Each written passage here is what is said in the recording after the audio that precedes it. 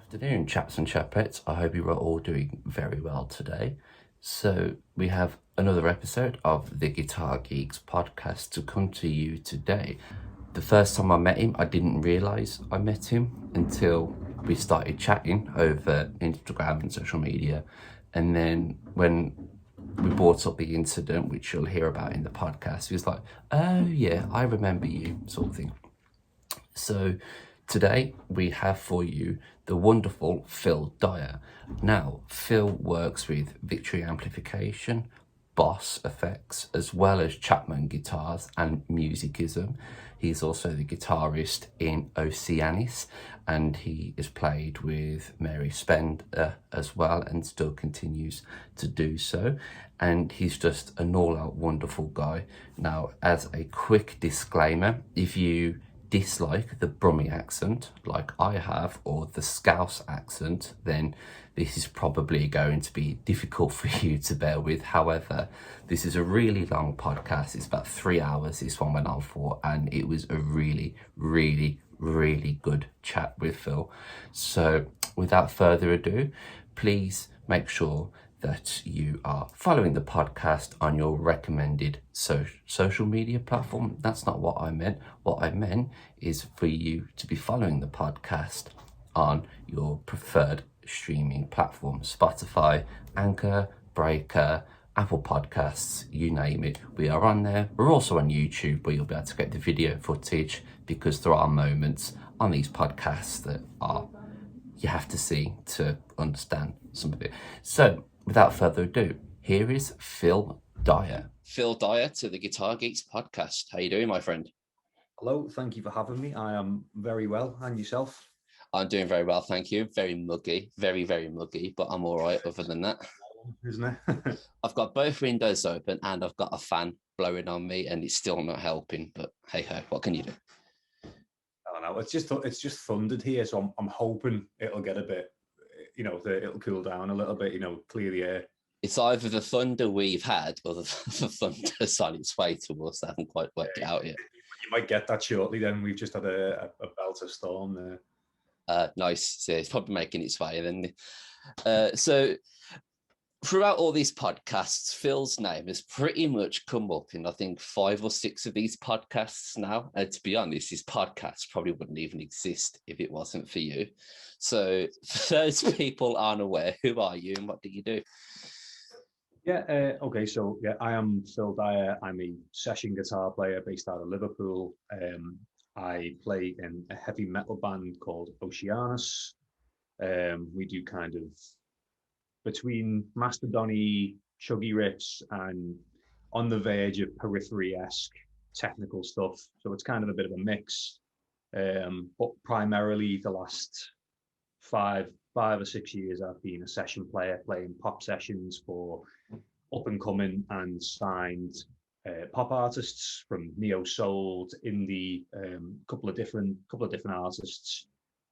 I also work as a transcriber for freelance for any artists who want their work transcribed and put into proper notation, and just recorded sessions as well, and product demos. So quite a wide palette of things, but I think that the fundamental thing at the end of it is I just love playing guitar. So I will take any job that enables me to play guitar in doing so. It's why it's taken so long to get you on the show, because it pretty much every week you're just slammed full. Yeah, it's been a busy couple of weeks, well, a couple of months. But transcribing kind of really took off in a way that I never anticipated it doing. I did it as when I did the course with Musicism in the end of 2019. Ben, who runs Musicism, approached me and said, would I transcribe my course because some of the content in it was quite more complex than I think they dealt with in the past, and so he wanted me to transcribe my parts, so it was a bit easier to understand what was being played on screen.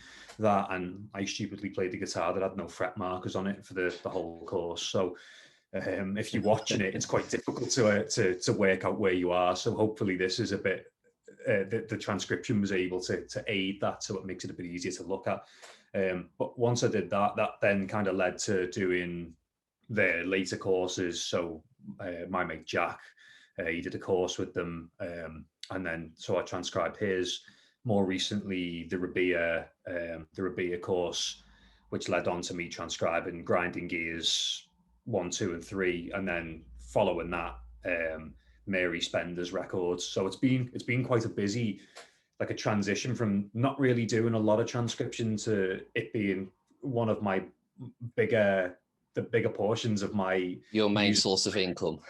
Yeah, kind of. Yeah, it just kind of became a big part of music, but it's good because I think it really it widens your depth of knowledge of music on paper, and I also think when you're listening to music, your understanding of rhythmic groupings tends to really improve when you're looking at it on paper because you're having to think about how it's notated. So it's quite nice to do that. But yeah, I think the transcription stuff really took off, and so the last couple of weekends I've been on deadlines and trying to get stuff done. So every time we try to arrange this and more work's coming in, I've been like, listen, I'm sorry, can we do this the following weekend? And then more work's come. So I'm glad that we finally got to a point where we can get this done and talk about guitars and pedals and stuff. Yeah, I have a feeling for anybody that's listening and watching this, you're going to have to make sure you got a cup of coffee because this is going to be a long one. I have a feeling. It could go on for a while, this. Yeah. So we'll take it to brass tacks as I speak to every guest. Where did that love of guitar and music start from and start your journey? Well, for me, my mum plays a couple of chords. She had an Eco 12 string, which always lived in the house. So I grew up with a guitar in the house. So it wasn't an unfamiliar concept for me to see a guitar. And occasionally, I mean, my mum's not like a professional musician. She knows a handful of chords and just plays songs just for her own enjoyment. But occasionally you'd catch her singing or playing guitar in the bedroom. I remember that from when I was like 5 or 6. Really, really young. And that was, so I kind of just accepted the fact that music was something that you do and you do to enjoy. I'd never really I kind of had that understanding of it from an early age. And so I think I liked guitar.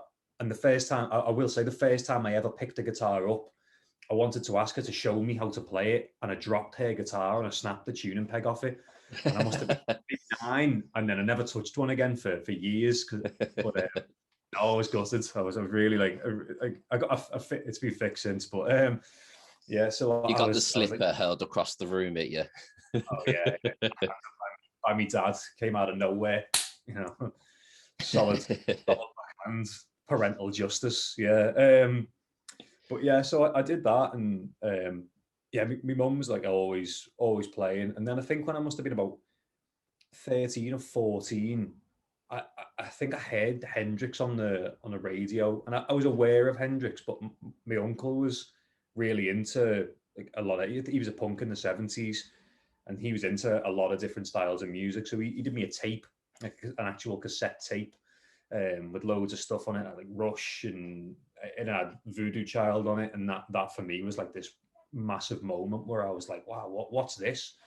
And I remember being like, well, I want to know more of this. And so I remember being in Virgin Megastore and seeing the Virgin Megastore. Yeah, jeez, I remember Birmingham used to have one of them. Yeah, it was quite, as I'm saying, it's a while ago. I must have been about 14, and it had Experience Hendrix in it. It was like a best of with everything on it. So I was like, all right, I'm gonna buy this and see what this is about. And so I got that, and that was the bug. Then it was like, wow, I love this, and it's a weird thing because Hendrix is like my guitar hero. He for me is the reason why I do a lot of this. And if I ever feel like I've lost the love for it, I always go back and listen to like those records, and try and reinvigorate that. Because you probably know yourself that sometimes you get to a point where you've played so much and you've toured and you've come back off tour, and sometimes the love for it wanes, and you feel like, oh man, I'm burnt. But then you hear that intro to Voodoo Child, or the first couple of chords are Paradise City or something, and you're like, oh man, I remember why I do this. I do this because I love doing this. And so Hendrix for me is that he's that fire, he's that constant inspiration. And it's weird because I feel like I've known him my entire life, but he was dead for 18 years before I was even born. But it's that weird connection where I feel like I've known this character. But I remember buying that record and being like, right, I need to learn how to do this. And so I got a guitar for me 15th birthday, Fender Squire Strat. And I remember saying to my mum and dad, I'm not coming out of my bedroom until I can play like Jimi Hendrix. I vividly remember being like, I want to do this. And so I sat with that guitar and I bought the official tab book and taught myself how to read tab. No, well, what I say taught myself. One of my friends in school taught me how to read tab because I couldn't work out how to do it, and he used to sit next to me in maths and showed me how to read tab. And I learned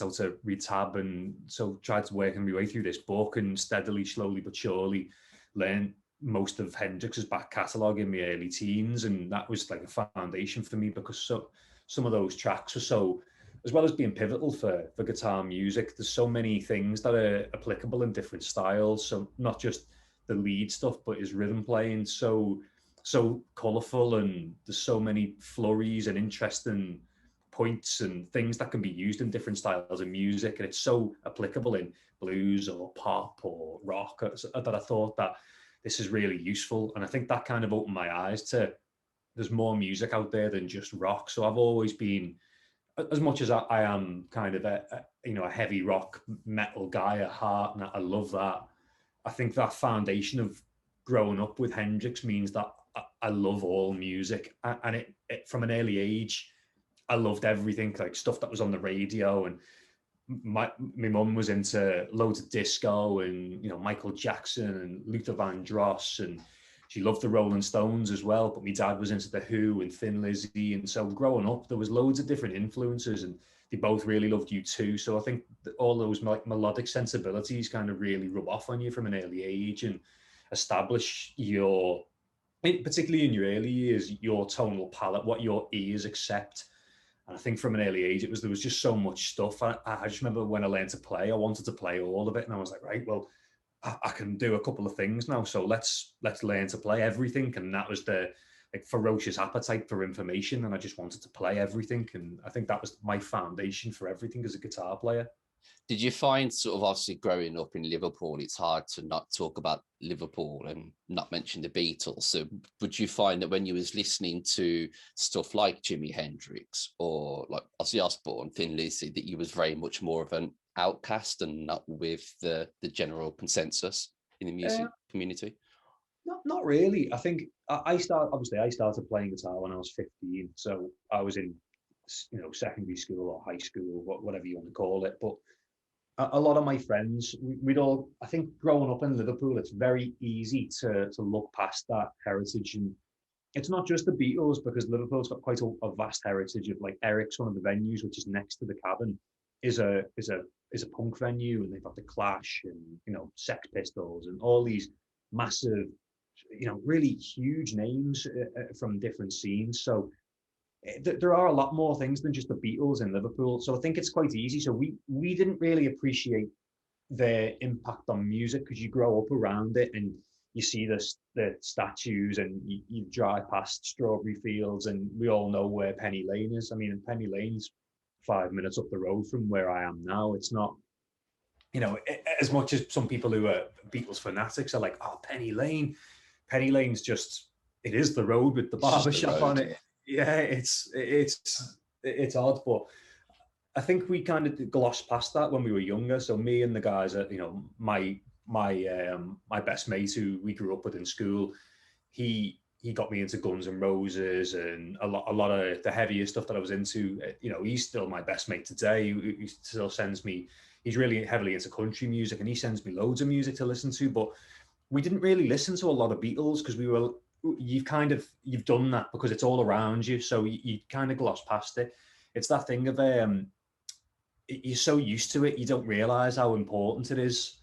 And then, so we'd be listening to like Ozzy and Guns N' Roses, and then we discovered Zakk Wylde, and Zakk Wylde was like our hero for years. And then, we find other things. And it's only, I would say, since I started touring in my early 20s, so maybe 2021, and I got out of Liverpool, that you realize how much the heritage of it and the importance of some of the songwriting that the Beatles is, back catalogue has informed and inspired. You don't realize how important that is until you see that influence, and you're somewhere. I remember being in Hamburg, in Germany. We were on a tour, and there's a statue of the Beatles, and I was like, oh yeah, this is wild. These four lads who grew up on the same place that I did have managed to basically change the world. And I suppose when you have that realization, it's good because it makes you kind of think, I can do this. I can do anything really if I want to do it. I can put my mind to it and I can achieve these things. Four guys who grew up on the same streets that I did, they've gone on to be the biggest band that's ever existed. So I think it took going away from Liverpool and touring for a couple of years and being in America, and the moment you go, where are you from? You go, Liverpool. Oh, the Beatles. It's the first thing everyone says. That you don't really appreciate how widespread that that influence is. So I suppose it's quite nice now for me to see how important that's been globally, not just for us, but yeah, I am very very conscious of the fact that growing up we were just accustomed to it. It was just there. You kind of familiar with it, and you don't think about it because John Lennon. There's places John Lennon Avenue and Ringo Starr Avenue, and it's just a road. Those names are all over the place. So I guess it's kind of like for me, obviously being in Birmingham, it was all Judas Priest and Ozzy Osbourne and Black Sabbath, and it's weird because I guess the way you've spoken about it is what made me realise that actually I completely bypassed Black Sabbath and Judas Priest because again it's just so normal around here. It's like familiarity. You're so familiar with it that you don't even think about it. You don't even consider it. You don't appreciate it for what it is because it's just there, isn't it? It's just there every day. You get used to it. So yeah, it's been. I think growing up, I didn't appreciate it, but now obviously I do. So I didn't grow up in the shadow of it, which is quite nice.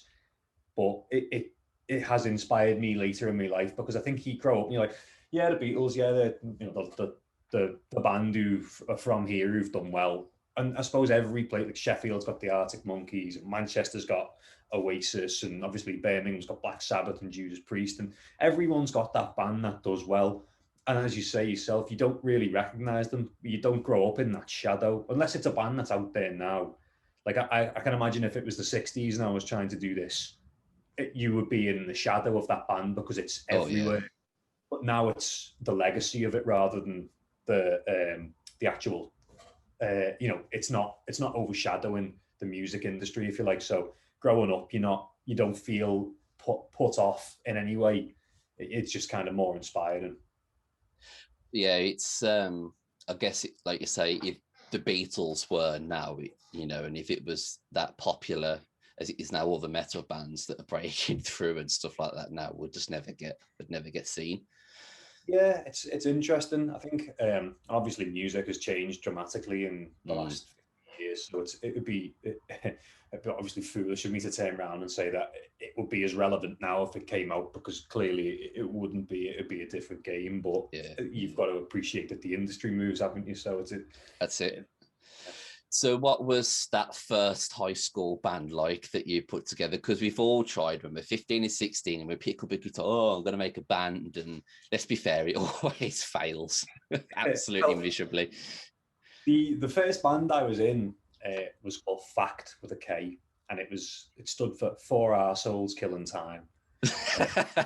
Yeah, it was me, my best mate, Miggy, who's the guy who's into country music, who sends me all the stuff at the moment. And two lads we went to school with, who I haven't seen in a couple of years. But that was like my first band. And there was another band in school at the time. So one of the other guys we grew up with, Keith and his brother, they were like the Carters, and they had their own band called On the Way Out. I suppose at the time, there was a little bit of rivalry between our bands in school. It was like, I was into the more classic rock stuff, and I was just kind of discovering Steve Vai and all of those kind of characters. And Keith was more into like pop punk and, a little bit more like grungier kind of stuff. And undertones and a bit more like that kind of side of things. and so there was a little bit of rivalry there. But the funny thing about that is after a couple of years, so when we were in our early 20s, we ended up in a band together called the News Team, and that was like one of my first real like projects that I was very proud of. You know, it was like him and his brother, me and my mate Jay. I've still got I don't know if you can see this, but I've still got the photo on the wall in my room here. You can see just there.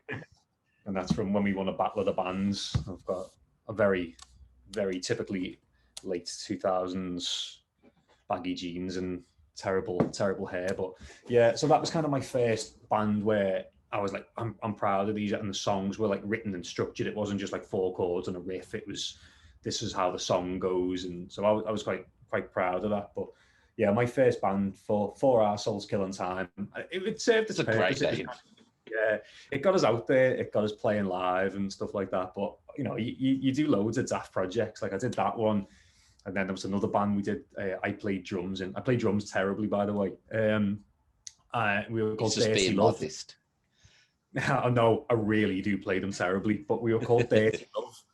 It was like named after the Frank Zappa song, and it was just like like cock rock, but like comedy cock rock, and it was just dead funny. We didn't take it too seriously, clearly, because I was playing drums, but that kind of led me to meeting Jack Gardner, because the bass player was best mates with him. So when we were sat in rehearsal, I ended up playing the guitar for the after one of the guitar players. He just put it on the stand, so I was noodling. The bass player was like, "I didn't know you played guitar." I was like, "Well, yeah, I'm not a drummer. This is what I do normally." And he was like, "I can tell." Yeah. Shite. Yeah, and he was like, "Well, you know, what stuff are you into?" So at the time, it was like Dream Theater, Steve Vai, and Racer X, and he was like, "Oh, you need to meet my mate Jack. He's he's into all these things." Jack was about 15 at the time, and so we all got to hang out, and that's how I met Jack. And he was a phenomenal player even when he was 15. We were playing, the intro to Scarified, and he was the I can't remember. There was a Japanese guitar player who's really into, as well as Daniele Guitardo, and all these really unbelievable players. He like opened my eyes to like a whole world of different players. But yeah, it was an interesting progression to go from like school band to slightly more serious band, and then the News Team, which was like much more serious, than Dirty Love, which was a bit of a joke, and then into meeting Jack, and then all of a sudden music became this very serious thing. And that was the turning point, really, where it was like, wow, this is something. You literally had your hands in so many pies. It was like, you're just getting so many influences everywhere. It kind of made you the jack of all trades, so to speak. Yeah, I think I've always had quite a really open, like a wide palette in terms of what I like to listen to, and I think it stems down to the fact that I don't just like rock music. I like a lot of hip hop, and I've played with a lot of hip hop artists as well. And I owe a lot of that to a friend of mine who kind of got me into doing that. But a lot of that was kind of really pivotal in trying to make, I don't know the best way to describe it. At the time, I didn't realize how important it was, but it was, such and such a rapper's got this gig, and he needs to play with a live band. Will you play with him? Yeah, okay, yeah. So they'll send you the songs, and you'll work out how to best approach playing this song that's got no guitar in it, but you'll make it sound cool. And sometimes it was making what was like a grime kind of sound, make that sound like a grungy rocky vibe, or maybe it was like a really like dubsteppy sound, and we'd all have octave pedals on, and you'd make it more like kind of heavy metal to kind of work. Or sometimes it would be like even bluesier, and you'd want to do quite like a bluesy sound. It was different to kind of, every day was different. And so you just take the call, and I didn't say no to anyone. So it would be like, such and such has got this gig and they need a guitar player. Will you do it? And the answer was always yes for the longest time. And, I suppose when you're like 19, 20 and there's not a lot else going on, you're okay to say a lot, very little commitments, no girlfriend, and I've got a job that I'm part-time in, and there wasn't really a lot that I had to do, so I'd just go and play guitar. And I think that all those things, and then obviously your network widens because you're playing with all these different people, and you get to meet such a wide spread of people and you find that you gel with certain people, and they're the people that you tend to get more work from, and then you might find that you fall into doing something that you never anticipated doing. But I think from the get-go, I always liked the idea of being a session player because it gave me the freedom to play as much as I wanted in different styles. And my favorite guitar player is Steve Lukather, and he's incredible. And I've probably stolen every lick he's ever played because I love everything he does. But for me, he epitomizes that player who his catalog so wide, and his depth of knowledge and stylistic awareness is so broad, and he's so creative. And I think he's so creative because he plays on so many projects, and you might play a country record, but that might not influence something that you do. But in 3 years' time, you might play something and you might need that one lick, and it's in there somewhere, and you can just bring it out. It's those things and that depth of knowledge. And I think those early years for me really helped solidify that. Lots of time spent playing with different artists. Probably all those years, as they doing session work and learning so many different songs, I guess you kind of can't compartmentalize so many different elements. And it's like, oh, I remember that riff I played 20 years ago. I could use that here or whatever.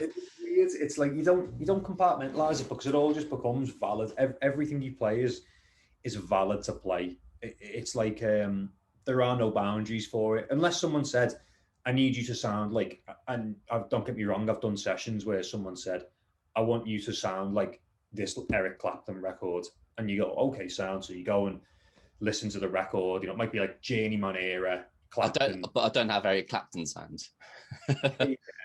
And that's it, yeah. And it's like my interpretation of Eric Clapton, and I'm never going to sound like Eric Clapton, but I can approximate it as best it could be. And obviously they haven't got the budget to hire Eric Clapton, so they'll hire someone who can try and approximate that sound. And do so it for a 4-pack of Carlsberg and a kebab. Yeah. In the early days, it was like pay me cab fare home, but now it's on the nightstand. But now it's now it's more kind of once work gets around, and obviously you get better paid gigs. But yeah, I think it was like play this Clapton type of sound, or you might get a gig and it'd be like, we want you to record these guitar parts, these like acoustic guitar parts. We wanted to make it feel like a country record, and they'll give you like tracks that you want to play, like, or you want this funk record, and we want to have that Nile Rodgers kind of feel. And you get the freedom to do a lot, but you don't have to, you play in different styles. So you can draw on a lot of different influences. Like you might play a jazz thing one day, and the chords that you play in it, you might not have encountered before, but it might open up this whirlwind of God knows whatever shapes. wild shapes. But I think, people get put off by jazz, but I think the more you get into it, the more you realize it's just information that you already know, just repurposed in different ways. But you might play something and the chords in it might be really inspiring. And so that might inspire you to go and learn more of that. And then when you come in to do a funk gig, you might have like these really small partial shapes that you can use then that you've repurposed from something else. And I think those kind of things are really useful because it just keeps everything moving constantly. You constantly consuming information and repurposing it. I think a lot of music, and I do find this when I've taught guitar in the past, a lot of players get really bogged down when they're trying to play over like changes. So I want to play over 2-5-1s, and they'll be like, oh, I want to play, but when it comes to this 5 chord, I need to play like diminished, and I need to play augmented. And it's like, yeah, okay, I understand what you're trying to do there, but if you're playing a 2-5-1 progression, and you can use information you already know over the top of that and language you already know to play through that progression. You can use triads that you've sat and worked out, really basic triads to spell out those tonalities. And I think a lot of people are put off because they think there's this mystique around jazz. They think there's this like it's shrouded in mystery and it's all huddled up, and you can't, you've got to really, you can't do anything but jazz. But I think really when you kind of like take the cloak off it and you go, no, you know a lot of how to do this. It's just how you think about doing it. It opens up for a lot of players. And so I think one thing I did early on was I wasn't scared by that. I just jump in both feet first and try and learn as much as possible rather than be like terrified by it. and then not not able to play anything. I think it was yesterday, I saw a video on Instagram, one of the real videos, and it was funk with distortion is basically like what gent is now. And it's actually when I listened to it and like how some of the shapes and the mutes and bits and pieces I were going to say, actually, yeah, it kind of is the same thing. Yeah, syncopations and stuff like that, isn't it? It's context again. You know, I find that sometimes you learn something in one style of music and it becomes so usable in another. And I really encourage anyone who's learning to play guitar to not just be. I know it's very difficult when you're starting out to kind of wear that badge of I am a metal guitar player and I will only play metal. But I feel like if I've ever taught any students like that who are coming through, I want to say to them, cool, metal's great and I love playing metal. And I'm not saying stop playing metal, but maybe play some other stuff as well, because what you don't realize is a lot of metal is excellent and keeps you technically sharp, but there's some stuff that's not transferable because you're never going to have to play razor precision, you know, riffs in, you know, if you get hired to do a pop gig, and they might not want to do that. And that's fair enough if they don't want to do it. But I find that metal's something I do for my own pleasure, but more of the work that I actually get is for pop or for like a blues or like a, you know, it's not for metal. So it's kind of finding the transferable skills, but stuff that you learn outside of metal, you can bring into it. And so it's trying to not be like, I will only play metal. Metal's the only thing. I am metal, you know, and that's it, isn't it? Because a lot of people get like that. And sometimes I feel like it needs the little arm around the shoulders to be like, so much music out there. Don't be put off by learning hip hop. You know, and I think that whole thing of metal's such a dense mix as well. Like even when you're mixing it, you have to shave off so much low end because everything's like competing for space. It's like right there in the mix, like right in front of you. So but when you listen to like a lot of other styles of music, there's so much low end in it because it's got a lot of space to breathe. So there's all these different things, like your chord voicings can afford to be different because you've got that room in the mix. So I do feel like there's a lot of validity in learning different styles to kind of bolster your ability to play in whatever genre is your preferred one. I've used metal as an example. I'm not trying to like... We're not pigeonholing here. Yeah, I'm not pigeonholing, yeah. I find that it tends to be like more rock and metal guys are more kind of like, I only want to do rock and metal, but it's easy.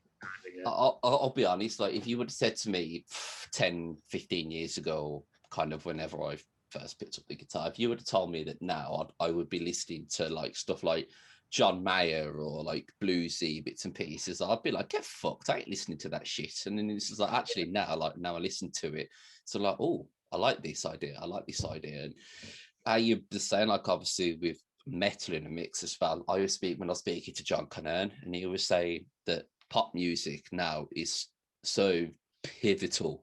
I can't say the word for mixing, because it gives you so much space and all the layers that come into it. And I think it's a very easy thing to overlook, especially when you're doing mixing, because it gives you so many ideas. Oh, well, that can go there, that can go there, that can sit in that range, that can sit in that range. And oh yeah, modern pop productions an art form in itself. And I think a lot of people kind of, they think of pop music as being throwaway, and to an extent some of it kind of is, because it's just out there to get an artist out. But the production on it is unbelievable. Like if you look at the amount of producers, and I know there's that meme of like the Beyonce one versus the Queen one, you know, like how many producers, 9 and 4 writers, and I get that, you know, but it's, if you consider like an ever-changing music industry where you will have someone who does vocal production and they'll, you know, I've listened to a lot of podcasts, one of them with Patrick Stump from Fall Out Boy, and he's talking about vocal production.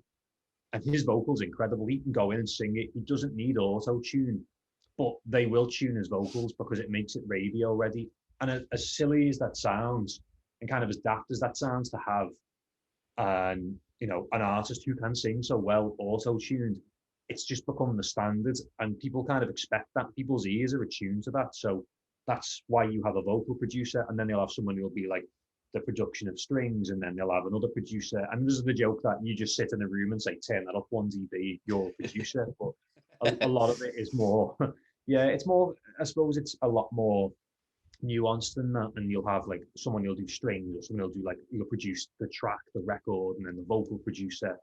And so pop music is an modern pop production is an excellent example of it, because it is quite similar to metal production, where it's so clinically produced that it's got all these sounds in it. But then you look at something like Billie Eilish. I love that record. I was really late to that party, but when I discovered it, I was really like, this is an incredible record. And she wrote that with her brother, and I imagine that they probably had some outside help as well, but it sounds amazing the way you've done it, the layering. When you're considering she's what, 17, 18, something like that, it's mad.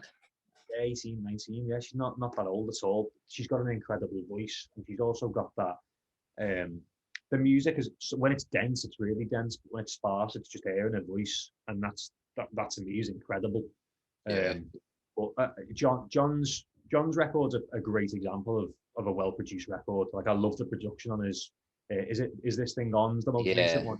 I really like that, and I think John's like really got his own unique voice on the instrument. And so when I spoke to him about that record, because I'd listened to it prior to when he was coming on the podcast, and I said to him, I was like, I need a nap after this because there's just so much going on. I was just like, it's mad. And I said it's very Pliny-esque, but with the pop essence to it. Yeah, I would agree with that. Yeah, I think he's definitely got that. I maybe don't think that he's influenced directly by Pliny. I think maybe he's got similar influences. Yeah. Similar, and so sonically they get the same kind of sound. Like, I find that with Scott Henderson and Stevie Ray Vaughan, where they've kind of got similar sounds, but they're not directly influenced by each other. It's they share similar influences. And I find John's kind of like that with the Pliny thing, but his record's great, and I love the mix on it is incredible, and he's just done an excellent job of writing a contemporary instrumental record. And I think that's an absolute testament to his playing and his vision as an artist. I watch him play, and I you'd think you got a baritone guitar down in drop G, and you're thinking, okay, it's going to be some sludge, and then just bangs out this absolute like instrumental masterclass, and it's just like, how the fuck are you doing that? I think that's unbelievable, just to have players at that level. I mean, there's so many. Like, I think the new up and coming instrumental, the guys coming out at the moment, like Tom Pankhurst and obviously Jack Gardner. I think they're like really changing the way that we think about production, in terms of it's just so much more. It is so much more like pop production. I use the hit on the head. So many layers to it, and so well thought out. And I don't know how much of each of these guys' records is improvised. I know Jack improvises quite a lot on his records, but I don't know how much John or Tom or any of them guys improvise on their recording. But it does seem like it's well worked out. Like, I know Jack prefers to improvise purely because that's how he expresses himself more on the instrument. But some players prefer to write out melodies, and I'm like a healthy blend of both. Yeah, some of the best guitar solos ever done were improvised. Yeah, true. Yeah, and I think it's sometimes you just need to accept that moment, and there are warts and all guitar solos that sound amazing. You just accept them for what they are. But I think with this, the newer, more produced stuff, the want is to kind of write the solos, and so it's nice when you hear that blend of the two. So, like I said, I imagine John improvises a fair chunk of his music, and so does Tom Pankhurst, and I know Jack does, and all these guys who are like really coming out and doing stuff. I imagine that there's a healthy dose of improvising, or even if it's not recorded, it's certainly to get the idea or to capture the vibe of the piece in the first place, they'll do that. But yeah, I think there's quite a lot of that. But he is right about modern production. I think it's so dense, and pop production is pushing the way for everything, because that's what's on the radio. So as kind of like a casual listener transitioned into being more of an experienced listener, or someone who wants to listen to just heavy metal or wants to listen to instrumental music, they carry with them that preconception of what they've heard on the radio for their entire life. So what they expect to hear is this really well polished, considered product, and that's why we need to aspire to that kind of level. It's weird because I guess back in day, a musician would be someone that would play guitar, write something, go into a studio, record an album in 1 or 2 takes, whatever. But now it's like a musician has to play guitar, know how to produce, know how to mix, know how to play bass, know how to program drums, and it's fast becoming such a big scope of a profession. It's a lot to take on. The role of musician, or because I think it was, everyone calls it, being a DIY musician. I don't think it's DIY anymore. It's like, it's a prerequisite now that you need to be able to not only play your instrument and be able to produce your instrument and be able to mix it, be able to program drums and everything you've just said, but also to be able to video edit. And then once you video edit it, be able to release that and then know how to advertise it. And it's such a wider scope than just being a guitar player. I imagine that in the 70s it was amazing to just be able to play a guitar, and then you hand it off to the mixer who mixes it, and then 6 months, 8 months, whatever it is later, a record comes out with you playing on it, and that must be an incredible feeling. But I think these days now it's more a case of you need to understand the industry, but you also have more opportunity, because if you think about the way the industry is now versus say 1999 as a really arbitrary example, the last year of last millennium, the internet was in its infancy. We didn't have all these tools to show our work off. There was no MySpace, there was no Facebook, there was no Twitter, no Spotify, no SoundCloud, no YouTube. All of these things didn't exist. And so for you to be, shown as an artist, you need to play enough and be lucky enough as well, because it's not just the ability, it's being lucky enough to be discovered by one of these labels or talent scouts who then take your record and put you into a studio or put you into development for a period of time. Whereas nowadays, your development period can be you sitting recording in your room for as long as you need to write the perfect record, then to release it, and you can put your music out to anyone, for the world to see and be discovered and go viral without the need of any outside influence. So I guess it's like you say, such a double-edged sword, because I guess it was probably, like you say, in the 90s or whatever, would have been easier to get an album deal, as it were, now. But now, I guess, Universal Media or whatever, they don't want to commit now to any bands unless they are, absolute top of their game at the moment. But you can get more stuff out yourself. You tend to get development deals. But to clarify that statement, I wasn't to say that it was easier in the 90s. I think it was more difficult to be discovered, but once you were discovered, it was easier to release the product. Whereas now you have a wider platform. You can put your music in a variety of different places and be seen from a lot of different people. And so that's interesting, because your audience then comes to you because they discover you and they're like, oh, I want to listen to more of this. And that's how these bands go viral. And I'm not saying that that's easy, because you've still got to write great songs and release them. But at the same time, you can do it off your own back and off your own coin, rather than have to pay a label back and have an advance. And because that's crippled a lot of artists financially, because they can't pay the advances back, and then they're left in thousands of pounds of debt for the lifetime. And if you consider how big advances were only a couple of years ago, advances are now are relatively small in comparison, but even they're still quite heavy around the necks of some artists. I've played with some artists who've been have the unfortunate position where the label have just decided that the end of the development deal wasn't good enough for them, and they've dropped them. And rather than that debt be left as it is, they take that debt with them. And you might have an artist with 30 grand worth of debt who are 25, and university leaves you with enough debt as it stands. So imagine having 60 grand's worth of debt at 25. It's a terrifying concept, really.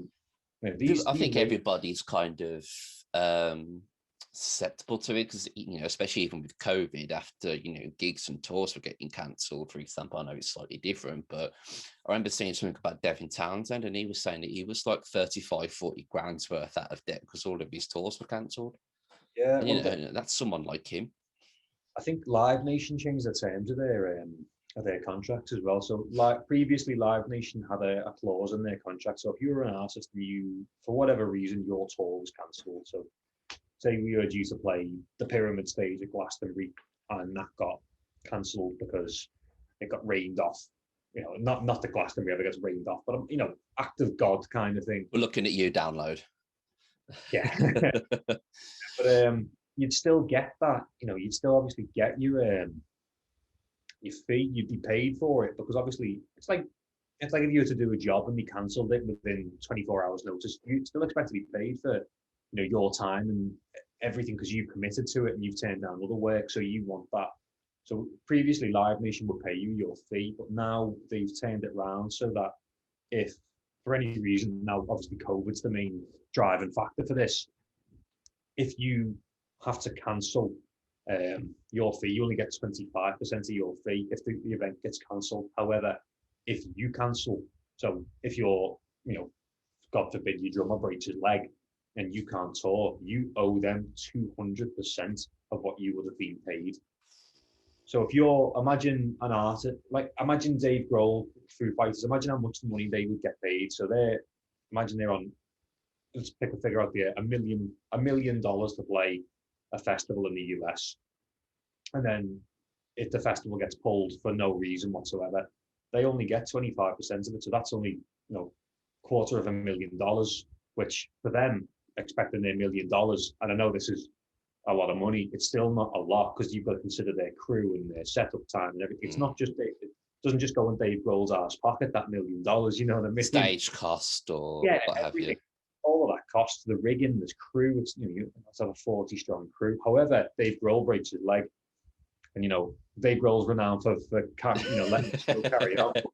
Say he gets hit by a bus or something and he can't go on stage, they have to pay $2 million then to Live Nation. And it's interesting, because if an artist at that level may be able to take that hit, but if you think a younger artist and who need that payment to continue their tour, if you bankroll your entire tour expecting that you're going to be paid, say your pay is £1,500 to play X venue at X time, and that gets pulled, you then can't pay for the rest of your tour. So it's difficult, and that stops a lot of artists, and you're at the mercy of them as the big booking agency. So really, a lot of noise needs to be made about that, and people need to be aware of what these labels do, because that's not the label, that's not a label thing, that's a booking agency, that's at Live Nation, and they are the biggest booking agency in the world, and they do a lot of great things, but at the same time they're kind of locking out a lot of younger artists because of these terms. Because if you can't afford to pay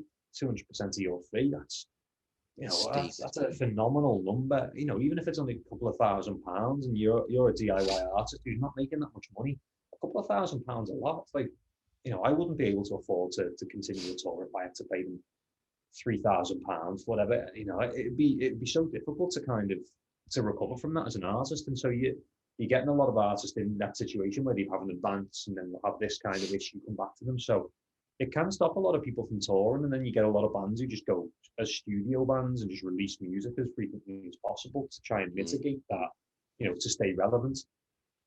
So talking bands, let's talk Oceanis, as they've not long released their new single Innate, which is slapping so hard it hits the beard off my face. And of course we had The Flesh as well at the relative kind of start of the year. So how did Oceanis kind of spawn for you?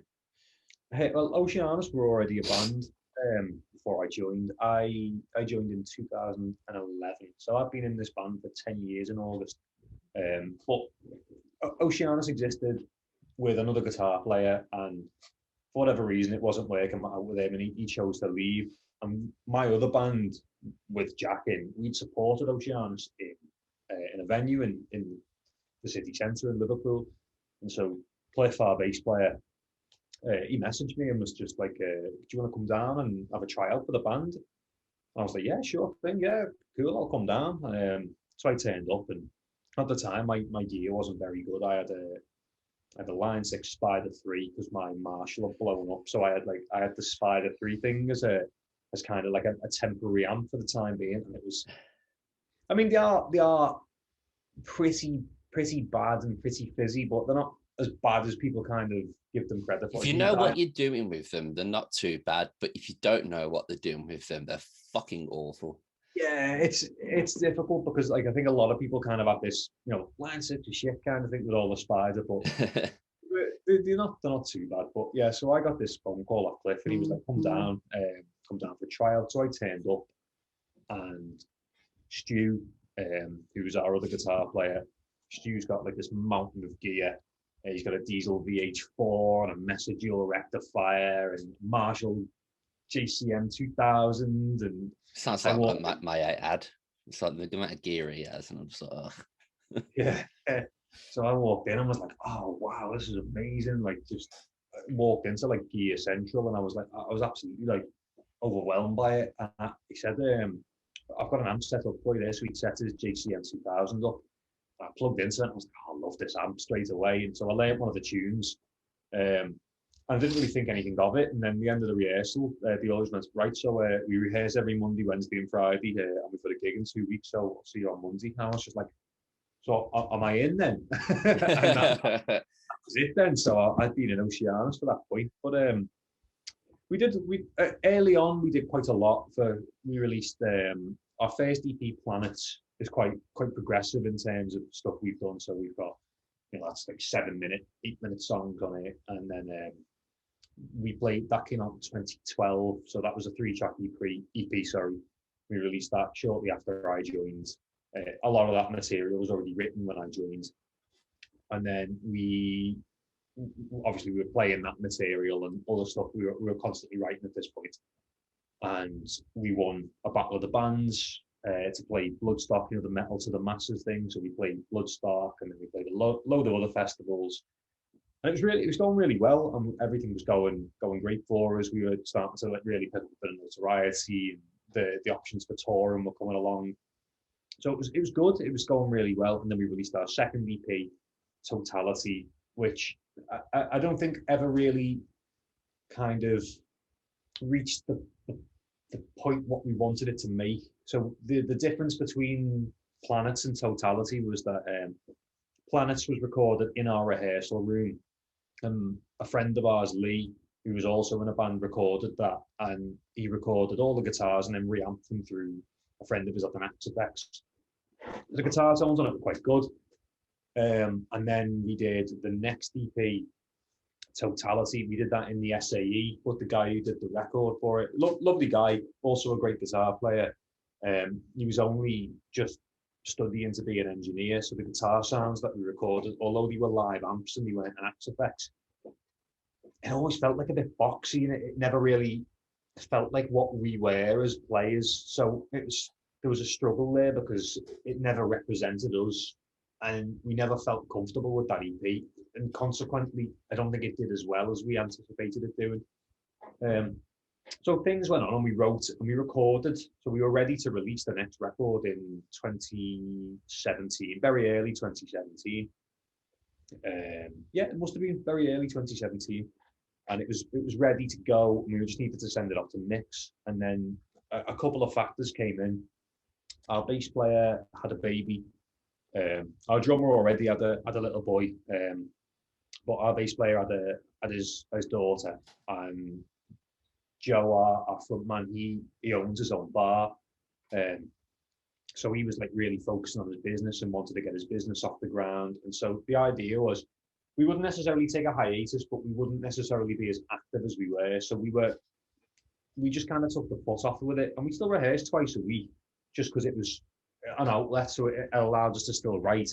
And in that time frame, that's when my touring with pop artists kind of really took off. So like late 2016 into early 2017 is when there was a lot of touring with the guy I was playing with, Zambolo. And so that was like, we were doing regional and national tours, European tours, going to the US, and yeah, there was a lot with that. So we decided to kind of take the foot off with Oceanis. So we were always still in twice a week, and we'd always still record and rehearse. And we had all these new songs as well. And then COVID hit, and it was like, well, let's release all this material that we've sat on for years. Let's finally put it out. And I feel like maybe we should have done it earlier, and released it, but is the time right now? Because now we're not concerned so much about our kids are growing up, but our bass players' children are growing up, and Joe's business is now starting to kind of flourish, and it means he can step away a bit more than he could previously. And I've got less touring commitments now, so it's easier to kind of to look at the band now and go, okay, let's do things. So maybe that 3-year period was kind of worthwhile for us to have off, or maybe people think we're foolish for not releasing music that we had sat there. But however you look at it, we've decided that 2020 was the year that we release a lot of the music. So the first stuff that came out was off the Universal Constant EP, and that was like a kind of a really heavy concept record. And there's a lot in that record. That's one of the most technically complex things that we've done. I am really proud of that record. I think the title track itself is one of the best pieces of music collectively that we've written. I am really like that. Started off as a demo. Our drummer Dave, because he plays guitar very well as well. That was one of his demos, and he brought that to us, and then it kind of evolved. But yeah, I really love that track. And then we had more stuff recorded as well. So then we moved forward to Of Flesh, which is the next kind of, it's an older song, but it was one of the next ones that we wanted to get out. And then through doing that, we were kind of like playing with mixes, and we mixed one ourselves, which wasn't great because we rushed it. And then we mixed, a friend of mine, Lee, mixed another. He's the guy who mixed Planets, and he did a better job of that, much better job. And then we went to Motor Museum Studios, which is based in Liverpool, and Loic Gard did the mixes for the last 2 tracks on the Universal Constant and Of Flesh. And in doing that, we kind of stylistically were working out what we wanted. And Loic's kind of very much into the production aspect of it and production technique. And that was quite useful for us, because we'd never considered ourselves to have production. We just, our vision of our band is band in a room, but when on record, it's kind of band in a room plus more, layers and other bits and bobs. So we'd considered that. And when we were kind of working on the next batch of stuff, an opportunity came up for us to work with George Lever, who's mixed Loathe and Sleep Token and Holding Absence and all of these records. And so I'd followed George on Instagram for a couple of months, and we got talking, and I said to him, our whole thing is, our vibe as a band is band in a room. We want to sound like a live band. I was like, we don't want the bells and whistles. We don't want the clinical production of a modern record. We want it to retain the feeling of a live band that's got all that power and all that weight. We also want it to have the finish of a record. And he kind of took that vision and really ran with it. And so Innate, which is the first track he's mixed for us, is the first one with that level of production. And I really think that he's the first mixer engineer and producer I've worked with who's understood what we wanted as a band. And I think it's difficult because our idea of Oceanis as a band is more a live entity, more live in a room together. And the songs were written in the room together. So consequently, a lot of it, when you try and write it out in Logic, the tempo shifts are quite drastic. Yeah, and it's not necessarily like a 4/4 tempo shift. It'll be like fake 4 over 6/8, if you know what I mean. So obviously, if you're playing in 6/8, you can count 4 over 6/8 because you counting the first beat of each group of threes. And so it's those kind of like weird tempo shifts, and shifting from a triplet tempo to a straight tempo, and it's things you don't consider in the writing, but when you've gone back to look at it, they're all there. And so when I was writing the click tracks out to record these, I was shocked by how much information is in these songs, and I was like, oh wow, this is really like quite strange. And so I think that's the thing that makes us interesting and unique as a band. And I don't want to be like that meme you sent this morning with the metalcore. We don't sound like every other metalcore. Was light years. Yeah, and I feel like we didn't really want to do that because it would be all too easy for us to kind of, program the drums and get good drums and use neural DSP for all the guitars. But our sound as a band isn't that. Our sound is real amps. Oh yeah, neural DSP. Shameless plug. Hello, neural DSP. If you're watching this, I love neural DSP. I mean, like 90% of the stuff I sit and record in my little home studio where I am now is Neural DSP or my little Boss ET. But yeah, the sound of Oceanis is the sound of real amps, and whether I like it or not, that's how I need to stay true to this record. And so when it comes to recording, I find the best tone possible out of the stack of amps that are sat next to me. For all those gear enthusiasts, we will get there. Bear with us. I mean, a little brief kind of. See, if you're listening to this on Spotify or your preferred streaming platform, this is why you need to watch the YouTube channel. Yeah. Next to me here, we've got the EVH 5150, Diesel D-Mol, Marshall DSL 100, and a KSR Gemini. And then on my right, I've got a Victory V130. And then in the rehearsal room, we've got the Super Kraken. So there's quite a lot in this room. But the thing is, Oceanis needs to sound like a band in a room, and it needs to sound real.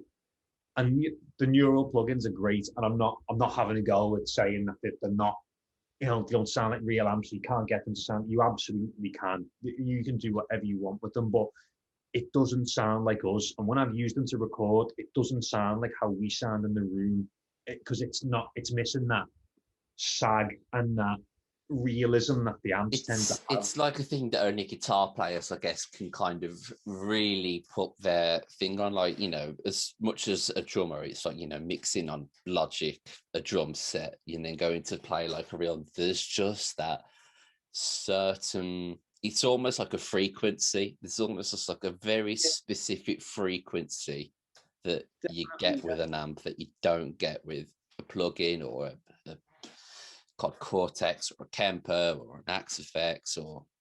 Yeah, and don't get me wrong, I'm not saying any of those tools aren't great, because you can absolutely make amazing records with them. And testament to that is John's record, which sounds great, which is recorded with plugins and a quad Cortex. But it's down to what you feel comfortable playing, and then the other thing is more how you respond to playing it. Like, I respond different playing a plugin than I do playing my amplifiers.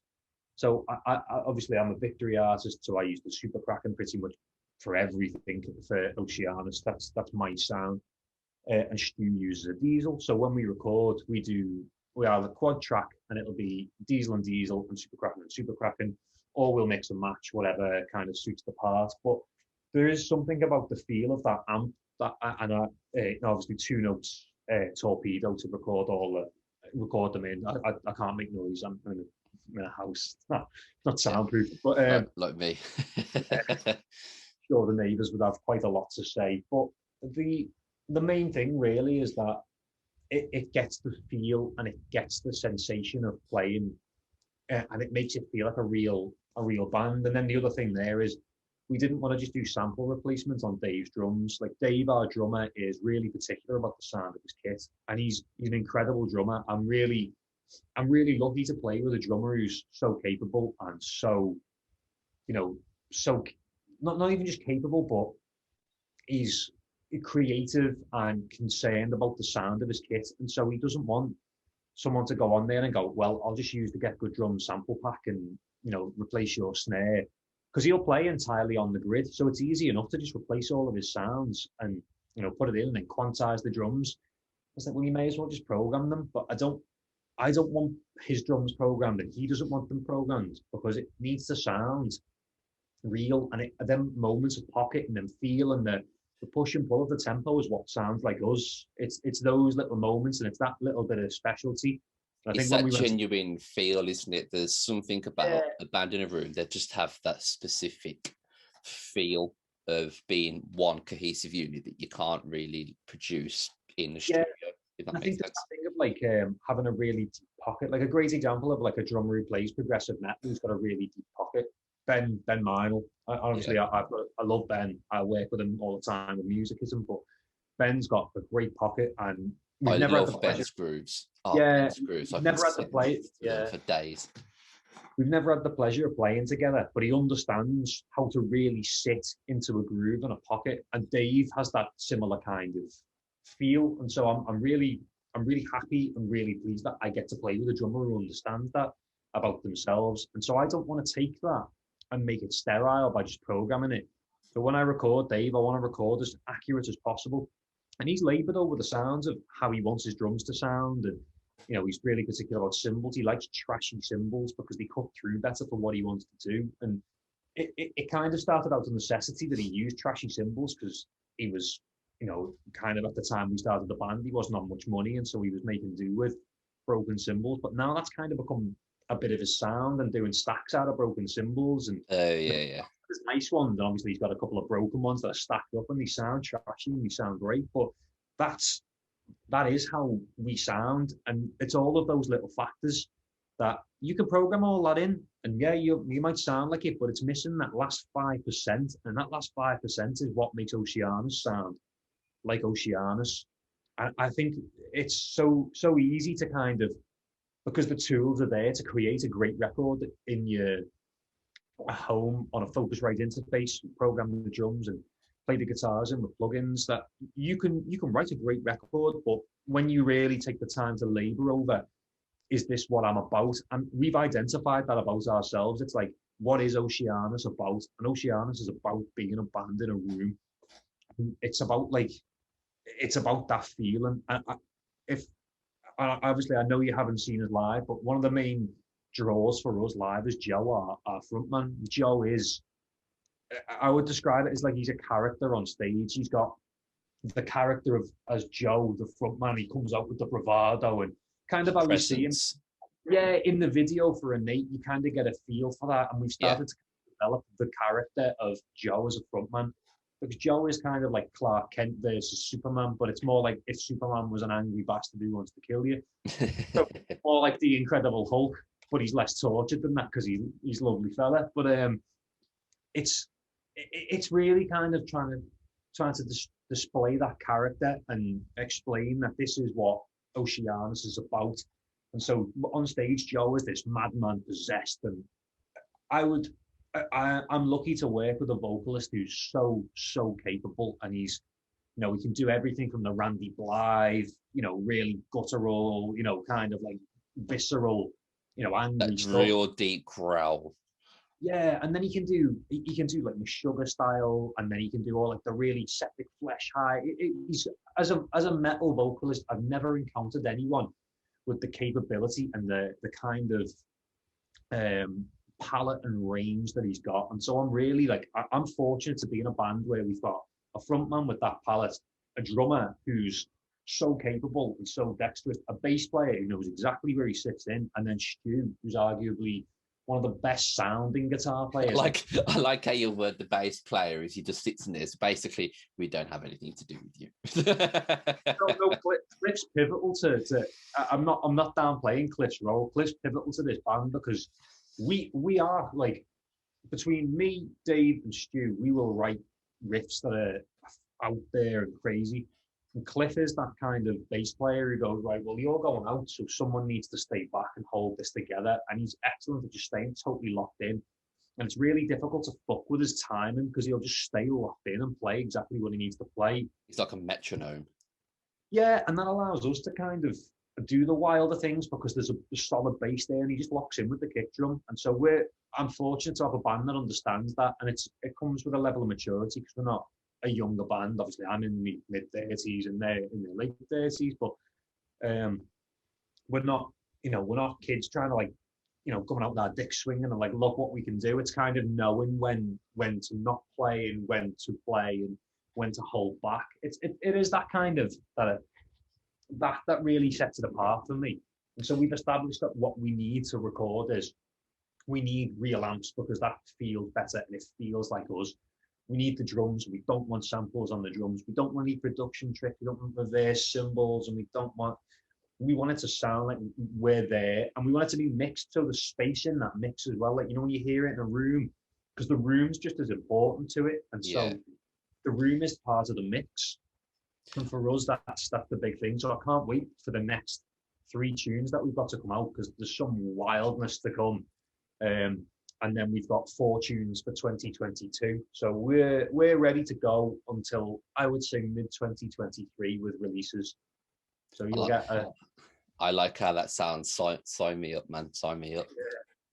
But it's nice to have that recorded and know it's there, because we could have just dropped an album and been like, here's our album, and it's like, cool, what are you going to promote now for the next 18 months while you write your next album? So I was like, well, let's just release singles. The more singles we release, the easier it gets to go. The easier it is for us, because we can continually write, and we also have time to tweak things, and we choose which single comes out when, and you have the option to kind of like play around with form. And you might write a song that you don't feel like it needs to be a single, but it could be a B-side, but we've written a better song. So it gives you, in that time frame, we might write better songs, and these 4 we've got to go, we might go, well, they're B-sides then. They're clearly not the single. But at the moment, it's got potential. Yeah, we're constantly writing. I think we had a look at we've got a Mac in the practice room, and there was something like 175 ideas, separate ideas. And within those 175 ideas, there was something like, there might have been 6 or 7 ideas each, just different bits. So we're constantly cherry picking it. And sometimes you listen to something that you played 5 years ago and went, look, that's the idea. That's what we needed to finish that section. And it's great when you find that and you're like, oh man, I didn't realize we had that. So it really is nice to have that kind of, and I think playing in the room together, developing that synchronicity and working as a unit, because it's very easy for as a band to write and record all your parts at home, and then you learn them and you do 2 tech rehearsals for 8 hours, and then you go on tour. It's very easy to do that, but this is more kind of, I feel like, natural. Like you kind of get a sense of what the band's about, because you can almost hear the writing process, because you hear things grow as the songs move. Yeah, it's like when you were saying about your drummer, I exactly know how you mean, but I really don't want to use this term, but I'm going to use it anyway, of drummers being a diva, because our drummer is exactly like, he says that he's not fussed about his sound. He'll say during sound check, oh, well, as long as it sounds good, I don't care. And then you'll go, oh, well, I need a bit more of the like the sample coming through now. I need a bit more of natural kick. Oh, well, this says, and it's just like, well, are you happy or are you not happy?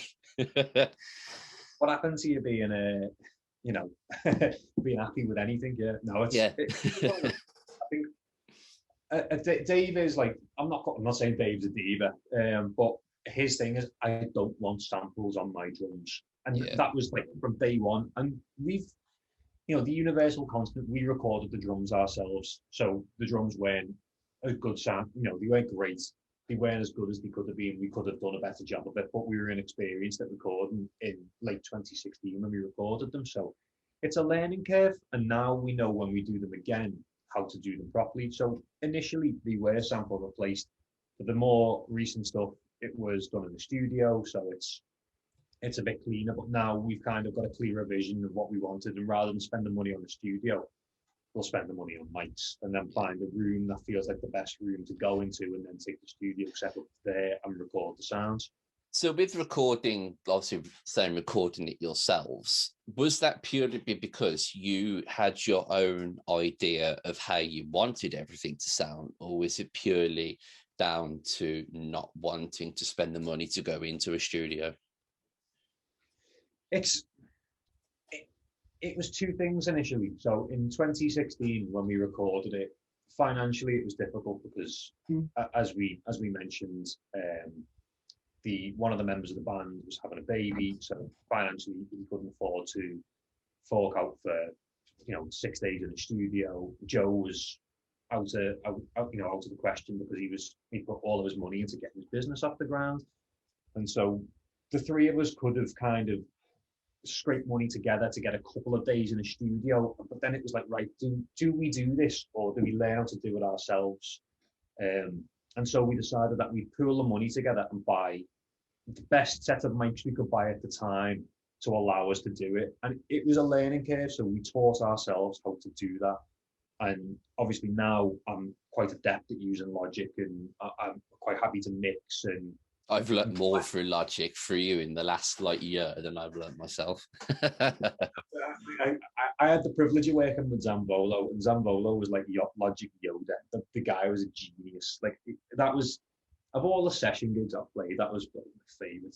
The guy's a genius. Like, I've never experienced genius like it, and I don't think I will again in my lifetime. But he used to show me things in Logic, and so that 4-year period where he was showing me things, and now I want to apply them into my music, and I'm like, oh yeah, this all makes sense. And so I've been kind of trying to get little bits of it going, and so I've been using it when we're recording, and it's been really useful. So now I feel like when we record our own music, we can do it all in house. So all the guitars are now recorded at my place, all the vocals, the bass, it's all recorded at my place, and all the drums. We've got a little mobile rack of interfaces and drum mics, and we'll take that, we'll find a good sounding room, rent a room, record it in that room. It's good to see, say, bands now utilizing the materials they have to their own disposal now a lot more, especially as it is a lot more difficult now to be in a situation where you can go, oh, we're going to pay for you to go to the studio. And I think some of the best sounding records now are done in bedrooms or, you know, home studios and wherever they can find.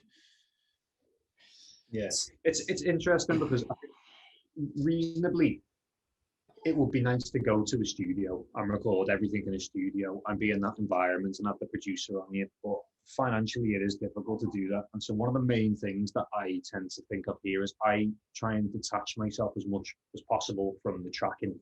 So for the last release, Innate, due to COVID and lockdown, Stu was unable to record the rhythm parts. So all of the rhythm guitar parts on that track are me. But Stu did all of the layers because he could do them at home. And it was purely because he couldn't, because of the restrictions in the UK, he couldn't come over and track. So I couldn't, you know, he couldn't come over here and sit and track with me, and I'd track my rhythm part. So I said, well, I'll track both left and right rhythms, and then you can do all your layers at home, and that way you can do them in neural, and I'll reamp them here when he sends them over, which is what we've done. And so in many ways that's afforded us like the flexibility to be able to play about with things that we wouldn't normally do. But as well as that, it's allowed us to kind of the tracking seems to be tighter as well, because we worked out if one person tracks the part, it seems to be tighter. So when Stu tracks a part, he'll track both the left and right parts, and when I track the part, I'll track both the left and right parts. And I think one of the reasons why Innate sounds the way it does is because I tracked all of the guitar parts, and so it's tight with itself as well as with the drummer. So it's that kind of mix and mash. I'm not saying Stu would have done a terrible job. Stu's obviously done a great job. Stu's far better player than me. But again, there's that modesty. He really is. But Stu's an incredible guitar player, and he doesn't put him out as much as I would like him to. I'd like him to be out there at the forefront, because I think he's one of the first things that I noticed when I joined this band was how great he sounds. Like, you know, when you play with the guitar player and you go, fucking hell, man, you sound amazing. Like, really genuinely sound like one of the best heavy guitar sounds ever. And it doesn't matter what amp he plugs into, he always sounds great. It doesn't matter what guitar it is. And it's not, the fact there isn't the amp or the gear, it's him. He just sounds great at all times. But yeah, so I think when it comes to recording, if it would have been Stu recording all the guitar parts or me recording all the guitar parts, however it works, it would have been tight with itself. But again, due to COVID, he couldn't record those, so I had to do them all here. But yeah, I think you're right. Bands do take it into their own hands and be able to record things. And I think with us, because we've identified that we want to use real amps and we want to use real drums and we want to use, you know, like the room sounds and that it's easy for us to kind of it's easy for us. We know what the vision is now, but you know, if bands do, you know, if they want to do that metalcore sound, then it is a lot of that is get good drums and neural DSP plugins and, you know, amp sims and really processed vocals and auto tune. If you want to do that, I'm not against that. That's a stylistic choice, and obviously, you know, go for it, do it. You know, the more music you make, the better. You do whatever. You know, it makes making music at home easier. But for us, because we've identified what we want to sound like, this is how we now make our music. Yeah. So obviously, because you are in a heavy metal band, you're working with Victory, your session work, you're with Mary Spender. Right, by the way. So you never know, we might have another special guest on the show. How has that influenced your collection of gear, shall we say? I've slimmed down the gear I've owned over the last 3 years, but I think one of the things of like I've still worked a full-time job for quite a long time, so that's kind of afforded me the financial stability to buy gear at quite a phenomenal rate. But I've slimmed down now to kind of the stuff that I use, and so it's identifying again the things that you need for these gigs. A lot of the session stuff is very much clean amp, bit of overdrive. There's never any real kind of requirement for specific sounds.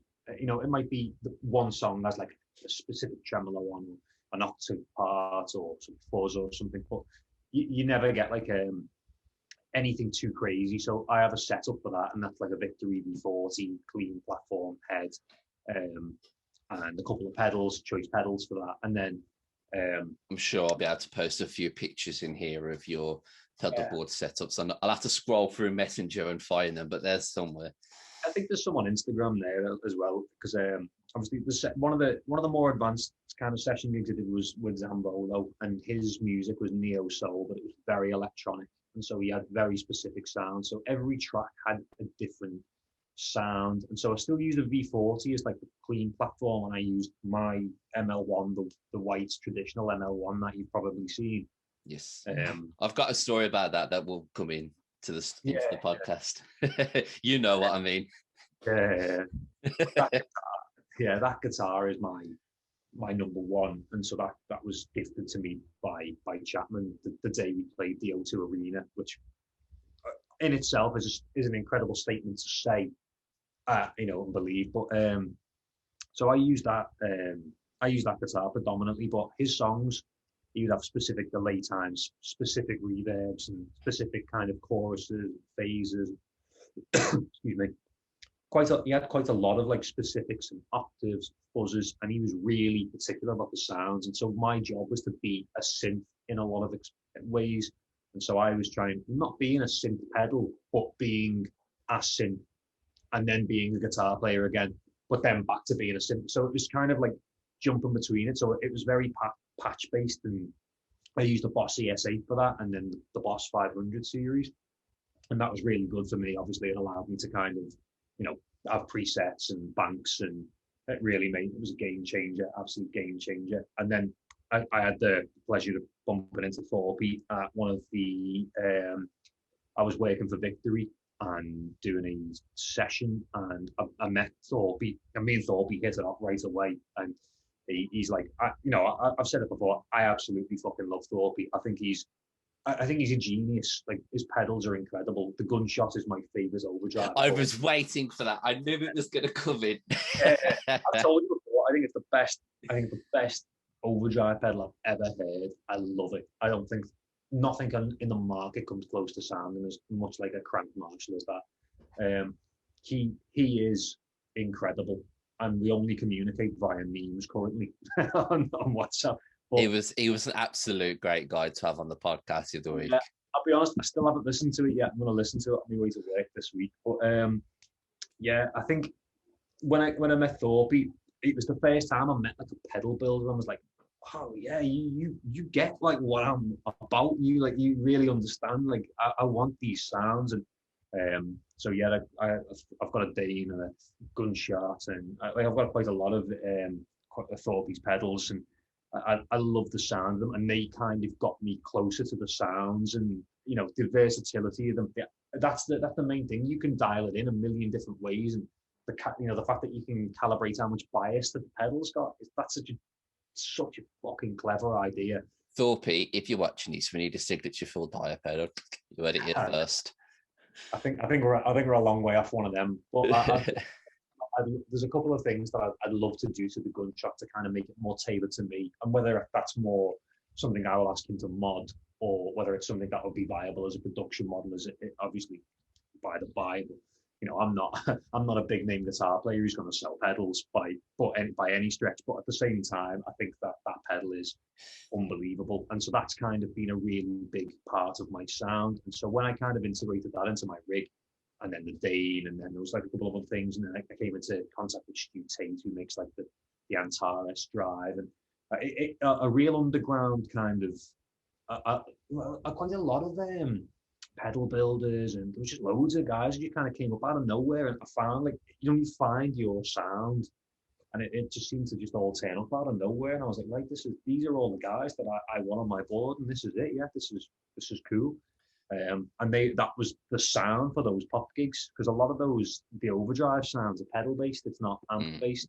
You need to find something to get you close to those sounds. It's always very sort of subtle overdrives in pop music, mostly. Yeah, very, very much so, yeah. And I think it's kind of like there's a tube screamery sound that, and there's so many different flavors of tube screamer that it felt almost remiss to go out with just an Ibanez tube screamer and have that one tube screamer sound. And that's where Stu's Antares was like a really game changer for me, because I'll use an Antares as like a clean boost, for an amp, if I'm going to do heavy metal, but I'll also use it for different kind of bluesy drives, and you can tune how much clean blend is in it. And so that clean blend was like really useful, because if I'm playing a gig where they want more data in the signal, they want more classic tube screamer sound, or they give you an example of a player they want you to sound like, then that was getting me closer. And so I found like I was amassing gear that was useful for these tasks, because it was like I can calibrate these to sound how I want, rather than having to rely on bringing 4 or 5 pedals. And so it allowed me to kind of slim down what I was using, but really kind of focus on what was important. And then Boss came into the picture in quite a big way, and I've been working quite closely with Boss on demos, and I outright bought the AS8. I owned that before I'd even worked with Boss, but I've worked with them on the GT Core, and that's been really integral to my rig, because if my amp ever went down, it acts as my amp and everything. So it really is. It's about finding, like, the GT is like basically a way of, if everything failed, I could do a gig on that would survive, and I would do the gig on that. So I've got like a mitigation point where if it's a backup, basically. I never want to be in a position where I can't do a gig. So all of these things that I've got, I've slimmed down my rig, but made it far more usable than it's ever been. I'll tell you a fun fact. I've never owned a Boss pedal. I have never played one. Yeah, well, everyone's got the classic tuner, but I did the, let's see if I can get this. So, this, shout out to Practical Patch there with his cables everywhere. This, the DD8, so this was the first product demo I did for them in 2019. And that was, for me, that was like an incredible thing to work with Boss, and obviously the biggest pedal company in the world. And so for some scouser to go and work for the Boss is quite a big ask. They probably thought their car was going to end up on bricks. But, well, look, the story behind that, when they did the DD8, I got the phone call, would you be interested in doing the DD8? And I was like, oh yeah, I'd absolutely love to do it. And I've used a DD7 and a DD3 for years, so I'm very familiar with that pedal before it even arrived. And so they said to me, yeah, we've got another guitar player in mind as well to do the, so we want you to do the sound demo, the kind of like, the presets, and then we want a guy to do a performance. Don't know if you've heard of him, a guy called Jack Gardner. Like me little brother, and they'd obviously said the same thing to him. But they only had 2, when they arrived, the DD8s, there was only 2 of them in Europe, and they arrived within 2 miles of each other in Liverpool. I had one and Jack had the other one, so it was like you've just sent these 2 pedals that you've only got 2 of in the world, and sent them to two dodgy scousers. That's quite funny, that. If there's 2 players that are going to be, I wouldn't say quite different, but have got 2 slightly different playing styles to utilize it for, it's quite good to show the adaptivity of the pedal. Yeah, I think that's what it was predominantly, and I think Jack and myself have a similar kind of language, kind of do things differently. So he's he's far more down the fusion route than I am. I'm more kind of down the rock route. I would say that I am a rock guy with an interest in jazz and fusion, and he is more of a now more of a fusion guy with a foot in the rock world. And so you will hear very similar things. So I'm not saying I'm anywhere near as good a player as he is top tier, but I think the playing wise, there is a lot of language shared, and that's just because we played together in a band for so long. And he's like my little brother. I've said this a lot of times. I've known him since he was 15. And, I'm going to his wedding in a couple of weeks. It's kind of like, he is my little brother. He's the closest thing I have to a little brother, and I'm so proud to watch him become, playing with Pliny and Mike Dawes, and it absolutely, it fills me with absolute pride, and like I'm so happy for him. We're tearing up here.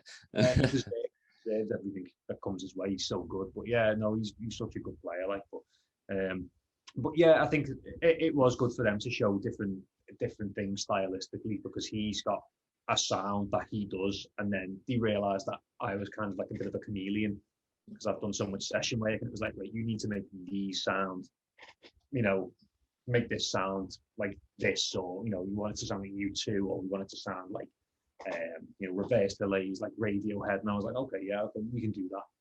Yeah. So was that kind of like before or after the Victory amplification business? Because it's hard to not talk about Victory, because they've kind of steamrolling the guitar community and becoming probably one of the big top brands at the moment. Yeah, I think that's the case. Well, I've been a Victory artist since 2016, so I met them at the same year I got my Chapman endorsement, but not at the same time. So to get onto Victory, I need to talk about Chapman before I get there first. Go ahead, because we both love Chapman. Yeah, but it's a bit of a long-winded story, but it does make sense. So in 2016, we were in NAMM, and I was staying with my mate Miggy, the guy who was in 4 Hour Souls Killing Time, and Jack. We were in a hotel, and I'd been down to the Chapman booth a couple of times, played a couple of their guitars. I already knew Rubia and Ben and Rob and Dave and all them guys. I'd met them in the airport a couple of years earlier, and we'd stayed friendly and stayed in touch. I'd gone to see them on tour a couple of times, and we'd had a drink and everything. So we were kind of friends at this point anyway. But we were discussing the guitar playing side, and then 2015 was the year. Oh no, 2014. Sorry, was the year that I met them, and me and Dyer had a jam downstairs, and it was kind of like, oh yeah, cool. I think we kind of realized like we were into similar stuff, and playing wise, we kind of like we were both buzzing off the fact that we were coming out with like crazy licks, and it was like, oh man, this is cool. Let's do this. Still my dream to have a little jam with Dyer, even if it's for like 5 minutes. But yeah, so we stayed friendly, and I've done transcribed his albums, like, so I get on really well with Dyer. But the 2016, I was staying with Jack and Miggy, and my phone died, and so I couldn't get through to them, and we were supposed to be going to see Black Label Society, Zach Wilde doing Zach Sabbath in this forum place, and like I love Zach Wilde. He was one of my earliest guitar heroes, and so I'd said let's go and watch them tonight, and then my phone died.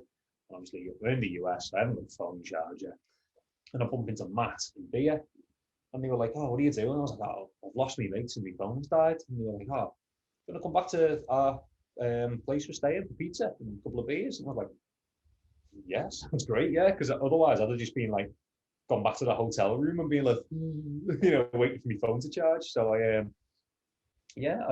went back with them there, and as I walked in the door, and it was like all these YouTube guys. At this point, I wasn't really doing session stuff heavily. I was just being, I was kind of just doing my own thing. And I walked in, it was like Rob Scallon and Jared Dines and all these like big YouTube guys, and I was like, oh man, these are all like the big names. And Leo from Frogly, I was like, shit, these are all serious YouTube dudes. And I was like, oh fuck, what am I gonna do here? So I walked in, and Rob just in the corner like, hi, my name's Phil. Yeah, don't get me wrong, they were all lovely. They were all really, really lovely. We walked in, and Rob was in the hot tub, and he still had his dreads at the time, and he was like, yeah. So like, give me a big handshake, and he just kind of out of nowhere went, "You're a great player. Do you want an endorsement?" And I was like, "For real?" And he was like, "Yeah." saw you play today. I want you as an artist. I want you as a Chapman artist. And I was like, you're not shitting me. This is happening. He was like, no, shake on it. So he shook my hand there, and then so Rob was in the hot tub. So my Rob offered me the endorsement in a hot tub. That's the most Rob Chapman thing I've ever heard.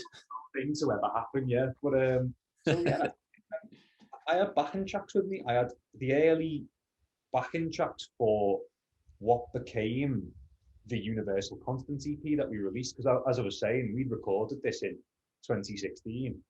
And so in NAMM 2016, I'm there, with these songs recorded that we released in 2020.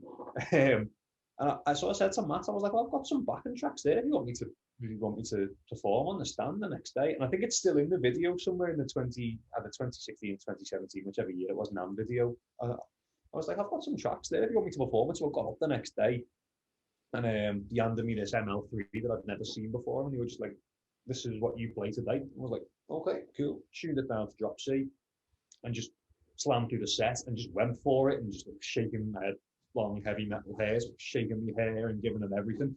And I wasn't really paying attention to it because the songs are hard enough to play as they stand. So by the time I looked up, there was like a big crowd of people around me, and I was like, whoa, what's happened here? And it was like the first time I was like, wow, people actually give a shit about like me playing. It was like a really weird kind of. It was one of those moments where the kind of you'll see people like, I know it's a very different like stark contrast, but people playing at like Glastonbury or Download and just looking up and seeing like people singing along and going, oh, okay. Yeah, and obviously I experienced that later with other bands when we've done Glastonbury and things like that. But okay, don't need to brag. no, kind of to prove your point, but yeah. So I did that, and I was like, oh wow, and then I got the guitar, and I used a 5150 for years. That was my amp, and then Aaron, who was the rep for Victory, saw me playing one time. We were in London, and he messaged me because we'd stayed quite friendly because I've been for a drink with them when we were at NAMM, and we'd stayed reasonably friendly. And he came to see the band, and he was like, I thought you were endorsed by us. I thought you had an endorsement. And I was like, no, never happened. And he was like, oh, we need to sort that out then. And so shortly after that, he was like, yeah, he emailed me, and I got a Kraken, 50-watt Kraken, the little one, and loved that. So I used that for ages, and used to use that for like my session gigs. Used to roll the volume on gain one off and use that as my clean channel. And I remember playing it once at a gig, playing it clean, and he came up to me afterwards and he was like, we've been selling these for like 3 years. How the fuck do you make that clean? And I was just like, I don't know. It's distracting to like the clean channel, and it's just, and he was just like, yeah. And I was like, I'm really amazed by how clean that sounds. And I was like, well, thank you. I'm glad that we managed to like see how clean it can get, because a lot of people complained that channel was too gritty. But that kind of like led me down a path with them, because when it came to 2018, they needed a demo artist for NAMM. So I worked with that, and obviously that meant that I got to meet Martin at a bit more of on a more of a personal level, because I kind of knew him at a distance, and Martin's great. So we both realised that we love Father Ted. You must have read my mind, because I was literally about to start talking about Father Ted when you said about meeting with Martin. You just read my mind. Yeah, for anyone who's never watched Father Ted, it's like this really niche Channel 4 pro comedy series about 3 priests, which on the surface doesn't sound funny, but you need to watch. You've got a bit of shaving cream there, Tuchel. Yeah.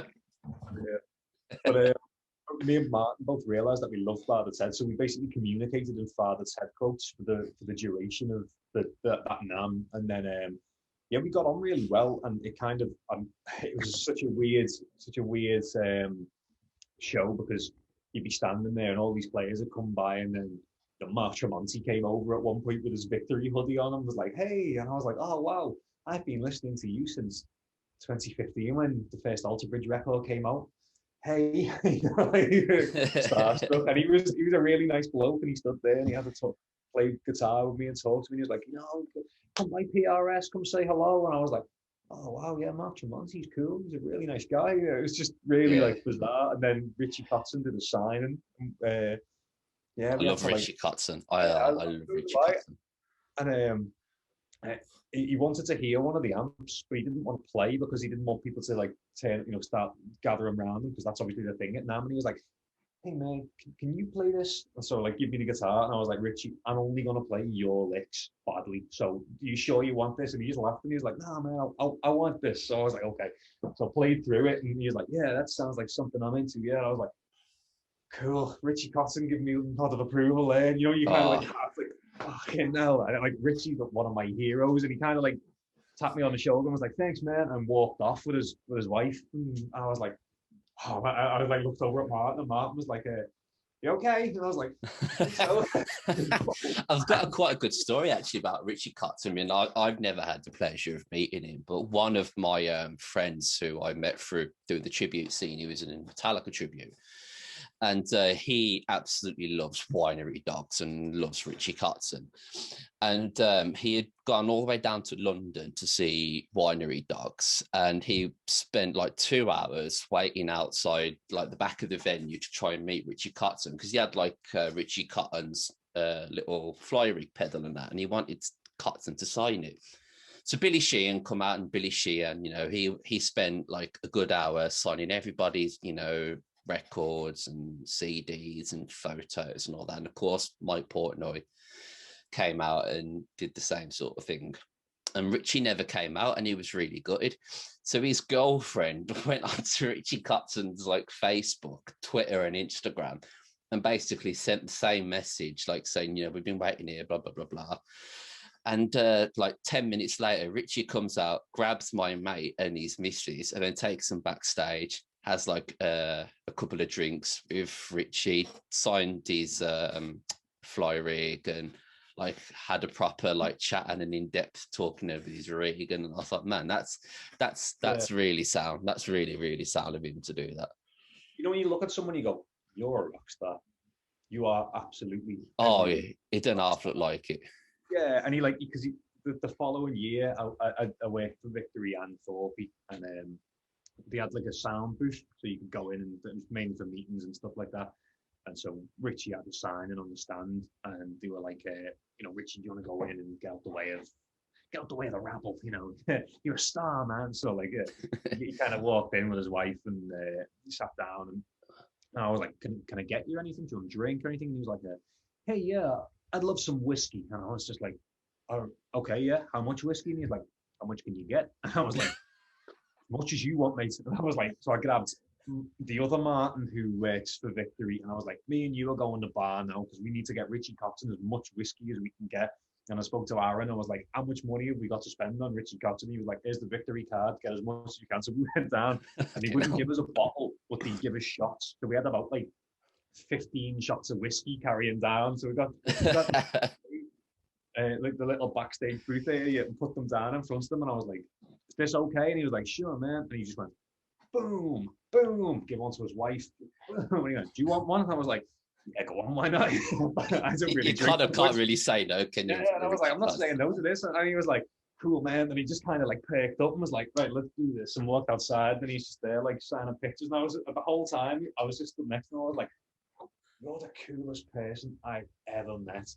I don't think I'll ever meet anyone as cool as you ever again." He had like this long kind of like raggedy t-shirt on. It was like, if anyone else wore what you're wearing right now, I think you're a hobo. You look like a fucking rock star. And I was just there looking at him going, "Oh, man, I want to be you. You're great." And that was it. Did you see the footage of it? It would have been the last Sonosphere. I think it was it 2017 or 2015? I can't remember, when Winery Dogs were playing there, and they did Elevate and a few other six. But when they had the TV footage, and he's in like these, like boots and these random ass like red jogging bottoms and like a vest, and it's just like, how are you pulling that off, man? I've got a feeling that it's just supreme confidence. The guy who's I played just a pub gig last night, just for the fun of it, really, because I haven't had the chance to play in 18 months. And the guy who was singing, Rob, is like a legend locally for doing like these gigs. And last night he just kind of turns up, and he's got a vest on with like an open shirt. And by the end of the night, he's like 10 drinks deep, and this is the best. Nipples are out and everything, but he's there, and like all the women are in love with him because he's all confidence. And I was like, yeah, I just think it's just he got supreme confidence that he can get away with quite a lot of things. So I think that kind of does it for him. I mean, the closest I've ever gotten really to meeting, like, I guess a proper rock star was we were playing.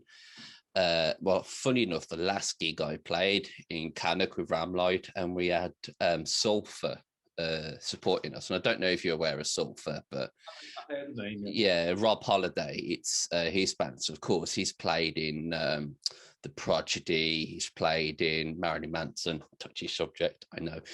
And obviously, you know, he's got his own project with Sulphur, and I was really looking forward to meeting him.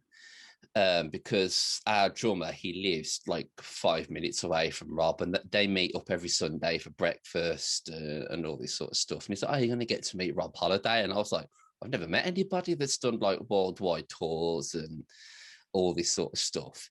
So then, like, there's, you know, me, you know, setting up on the stage, and all of a sudden, I honestly, this is like the word of God. He walks in his arms with a KFC bucket, eating a drumstick from KFC with a full-on like 12-piece bucket under his arm, and then like, you know, he's just sitting there just munching away on this, and I go up and, you know, say hello, introduce myself, and he's like, "You're right, you want some chicken?" And I was like, "Okay." And then, like, you know, an hour later, you know, like after he's done his sound check, he's on there with all his amps that have like sprayed Prodigy on there and Marilyn Manson with like 3 Gibson like customs. I'm just like, you're like a completely different person from an hour ago. It's fucking mad. Honestly, it's a weird. It's such a weird thing to shift the whole rock star thing. I used to teach guitar in a music school in Liverpool, Curly Music. It's kind of one of those places that's a bit of an like pivotal to the scene in Liverpool. But the guys who work there, the guys who own it, I should say, Pete and Stu, they were in a band called Say in the early 90s, and they toured with loads of like really AOR, you know, kind of, you know, that American rock thing, like Journey type bands, but not actually Journey, but like I think it was The Storm. It was like Santana's drummer, and like it was like really like these quite, you know, quite high profile bands. And I remember them telling me a story about like playing this outdoor arena, and it was somewhere in the US, and they were playing. I think they were playing with. It may well have been Journey, actually. It might well have been Journey, and it was like Neil Schon or someone. He came on, and he handed him the guitar. His tech handed him the guitar, and he opened and he played like this one chord, and he said, "Oh shit, Journey." That couldn't have been any better timing. Clip's gone off it. How good was that? Yeah. Okay, now the heart's going now a little bit, innit? New pair of pants for Phil. So Neil Schon, the hand him his guitar, and he plays this one chord, and it rings out, and they're playing an open arena. And in the back was like mountains, and the chord rang out, hit the mountain, and bounced back, and the air did reverb back, and they were like, "Wow!" And I was like, "Was that the moment you knew he was a rock star?" And then Pete said, "He said, nah, the moment it was when he walked past me, and I went, he smells great." Like, I think he smells really expensive. I was like, "All right, okay, yeah." It's just got that smell of just got that like, rock star smell, yeah. Something that you can't quite put your word on it. Yeah. So what you were saying with Rob, like with Rob Chapman, the first incident I ever had with meeting Rob Chapman was when he was touring with Dyer back in 2016. And I had tickets to see them prior to that. Unfortunately, you know, I just never made it to the shows. And then it was, I went to this Dyer show, and I was like, I'll turn up like an hour before the gig. You know, there ain't gonna, it's Dyer, it's the O2 like Academy 3 or whatever it was. You know, there ain't going to be that many people. Fuck me, was I wrong? Like the queue was huge, and like the venue, you've seen what some of the O2 academies are like. They're like, you know, boxes essentially, some of them. There must have been like 1,000 people in this box of a venue. It's mad. And he did, they did the gig and whatnot, and he said like, "Oh, we'll meet everybody out, sign whatever you want to sign, photos, etc." And then 5 minutes later, like he came out and he spent like 10 minutes with everybody, and there's me just waiting my turn for to go up. And I was going through a shit time in my life at that point. And then I went to give Rob a handshake, and he just pulled me in and gave me a hug. And honest to God, it was the best hug I've ever had in my life. And, he spent the time chatting to me, and I was just like, just kind of this bambling mess. Yeah, he was such a nice guy. He's got this weird thing of being able to sense when there's something going on with you. Because I remember I was down in Brighton the last time I went to see him, and I had some stuff going on at home, and he was like, okay, it's got something going on with your chi there. And I was like, did you know that? He's just got like a sixth sense with his Eastern heel and stuff. Yeah. But no, he's a good guy. I think he's only a force for good in his industry. And you've got to think about how many people you give careers to by enabling YouTube as a kind of career option for guitar players. That was never a viable path until he blazed that trail. And so despite the fact that his numbers might not be what he once were, he's still pivotal for that scene, and people can't underestimate his, not just his influence, but his presence in that online community. I think it's as much as there are going to be people that will have bad things to say, ultimately things that came out a couple of years. I mean, there is that fan base that have also stuck by him, but he's also, I think he was really the first person musically to be doing what he was doing on YouTube. He's really started that whole movement. He was kind of the first person on YouTube that's like, all right, I'm going to start a guitar brand. You got Tosin Abasi and Ola England and so many other people out now doing their own guitar lines. You look at what he'd done for Andertons and in retrospect as well for Rabia as well, like everything he touches just turns to gold. He's just got that touch. Oh yeah, I agree. He's just got that the magic there, hasn't he? So I think everyone has peaks and troughs in the career, and you kind of, like with anything, it's like I view everything as a circle. Sometimes you've got to hit the bottom before you come back up, and it happens. Yeah, he had a rough time with them. The trolls, shall we and say, all that last year, and I feel like there's so much of the guitar community that's quite toxic, and absolutely. You can't just think of we're holding you to account, and it's like, but what's he done to you? He's never done anything personally to you, and maybe he's made bad business decisions, but that's between him and whoever he's made the business decisions with. And I'm not siding with anyone in any way, shape, or form here, but everyone makes mistakes in life and grows, and you can't hold people accountable to that when they've changed, and they've obviously made a commitment to change what they've done. But you can't also have a go at them on a platform where they blazed the trail for you to be able to do what you're doing and say that, this guy's a dickhead because this. And it's like, well, if he wasn't there in the first place, you wouldn't be on here calling him a dickhead. So do me a favor, wind your neck in and get on with your life. Because I just feel like it's just, there's so many people who they'll find the negative things in everything in the industry, and everything, and they'll want to put that out, but that only brings negativity in. You don't want to you don't want all your YouTube comments to be there with you because you're there exposing someone, or you're there kicking off on someone, or every time there's a bandwagon or such and such plagiarized this. Everyone at some point plays something that sounds like something else. There's only 12 notes. You're gonna play stuff that sounds like something else. How it's the old Eddie quote, isn't it? How however you mix them up is your idea. It's so trying to turn around and say, oh, you plagiarized this, or you stole my riffs, or and there's all kinds of stuff like that comes out. Has this band breached copyright? Yeah, maybe, but it's at the end of the day, is it there for you to be able to call them out, or are you just there hyping it up and trying to soup it up for your own means? Because you're not doing it to for morale, the moral reason or the greater good. You're just doing it to bolster your numbers and get figures on your YouTube video. So maybe leave it, and if you want to have that conversation, send them a message and tell them how, like you say, wind your neck in. Mind your neck in, yeah. Write to your local MP if you're so disgusted. You know what I mean?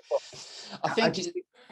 So go on. No, I was going to say, I just think that it's this thing of that negativity in the guitar community needs to be addressed, because people put things online and it's like straight away there's like comments, your shit, you could be better, you could be technically better. Well, we should be encouraging, because what you're doing is you're teaching a generation of kids to be critical of things, and it's like, this is art. It is completely subjective. There's no best. I teach at the moment. I'm teaching a 14-year-old kid guitar, and he's really good. And his dad told him that Dave Gilmour is the best guitar player who's ever lived. I keep saying to him, there's no best. I was like, you can't get Dave Gilmour and put him in Guns N' Roses, because it won't work. People look at me and think I like Richard Z from Rammstein. Like, he was the guy that got me into guitar. And to me, he is the best. And people go, yeah, but he just plays in drop tunings. And yeah, but what he does resonates with me. Like, And that's it. It's like, I keep saying to him, like, what you're saying there is David Gilmour is your dad's favorite guitar player, and that's why he's telling you he's the best. I mean, there is no best. It's subjective. He couldn't go and play a jazz gig. Maybe he could. I don't know. But like, you can't turn around and say that he's better than Slash, because would David Gilmour sound good in Guns N' Roses? Would Slash sound good in Pink Floyd? It doesn't work like that. It's subjective. And so you can't also comment on people's YouTube videos or Instagram content or their music in general, because it's like, oh, this isn't very good, or you're shit, or you need to practice your picking. And really, you should be like, hey, I really liked what you did there. You could probably improve your picking by doing this. If you want to criticize, be constructive with your criticism. Don't just attack. And that's where the negativity needs to be dealt with. And then it's the other thing of the bandwagon jumping on. The moment something happens, everyone like 10 YouTube videos on like that Periphery t-shirt thing, when they put the PlayStation thing, and there was like 10 YouTube videos of people picking up. Realistically, that's between them and Sony if they want to have that. There's no moral high ground to be had for any man on the street to kick off about Periphery doing that. That's between them and Sony and their licensing. And if they want to deal with it, and if Sony don't want to deal with it, that's fine. That's Sony's prerogative. But you can't kick up a stink about it just because it upsets you. Absolutely. It's just life, isn't it? It's the fact of life. You can't control things. If something's out of your control, maybe deal with the things that are within your control and make them better. If you're truly interested in making the world a better place, focus on the things that you can control. If you've got a community of people there that you can go out to, foster that community and create something special rather than attack something that someone else has created. I'll take my quick hot take on it, and then we'll see if we can get Mary in for 20 minutes, half an hour before we wrap up the podcast. I think, it just goes to show that no matter where you go on the internet, it doesn't matter whether you're somebody that's got 10 subscribers, 10 followers, or whether you've got 100 million subscribers, listeners, etc. You're going to get hate and you're going to get criticism wherever it goes. And I was actually talking to Rabir about this the other day, because he was talking about, he gets so many messages about how he gets free gear and he's only where he is because of the people. So, well, actually, no, look at how much hard work Rabir had put in, like when he was working, various different jobs and bits and pieces, going to ACM and all this bit, yes, he was in the right place at the right time, but you look at what he does, he's got probably 300,000 subscribers and followers, and he's there getting comments on his his race, his heritage, and it just goes to show that people out there have got nothing better to do. But what's more frustrating is it's the people that will be subscribed to him. And it's kind of like, I think it was Ricky Gervais had put up a thing about saying there's an advert for free guitar lessons, picking up the number and going, well, I don't want free guitar lessons. Well, if you don't like the product, don't actively participate in supporting that person in that product. Yeah, I agree. I think he does, to go back to that, Beer does underplay how much work he puts in, because I think for those people who don't do YouTube videos, to create the content, excuse me, and obviously for what he does, to write a track, create that content, film it, edit it, that's a lot of hours. It's not just there and done, to write a track and mix it. There's, maybe a day's worth of work, 8 hours worth of work, and then to record the video might take you 2 or 3 hours to get it exactly how you want it, and then editing it might take 6 or 7 hours. Editing takes a long time, so there's basically 3 days work for one video, and he's got thousands of videos. So that guy's put a lot of work in. So you can't say, I think he underestimates it because it's just become part of his life. He underestimates how much work he actually puts in. So it's that kind of thing of he's done all that work, but yet people do kind of subscribe to him and then take aim at him, and it's like, you get all this free gear, and it's like, yeah, but think about it. It's like when rock stars go on tour, when you imagine someone like Metallica go on tour, do you think Metallica have to go out and buy, if they turn up at a town and go, you know what, we really want pizza tonight, I don't know what they probably be, if they turn up, they really want pizza tonight, do you think Domino's are going to charge them? Domino's is just going to be like, no, Metallica, you take, they're just going to give it to them, aren't they? It's kind of like, and no one bats an eyelid about that. No one questions that in the same way that no one should question that, because he's there to advertise those products. So if they're going to send them products, that's fine. That's part of his business. Yeah. So it's difficult to kind of, it's difficult to explain to someone who doesn't understand that side of the industry, who just see it as you're getting free gear because you're on the internet. It all comes down to jealousy. Sorry, but it's true. I do think so. Yeah, I think it's a strange industry that we're in, and so. But again, it's that negativity on YouTube that breeds these comments of jealousy, and I think that it needs to be addressed, and people need to kind of like be more open. And it's a difficult subject to kind of deal with, but I think at the same time, I think the more positive, I would like to comment on people's videos and just be positive about it. Like for me, seeing a guitar player post his first YouTube video and it be, it might not be great, but he's put himself out there. Absolutely. It takes balls to put yourself out there now, especially on the internet.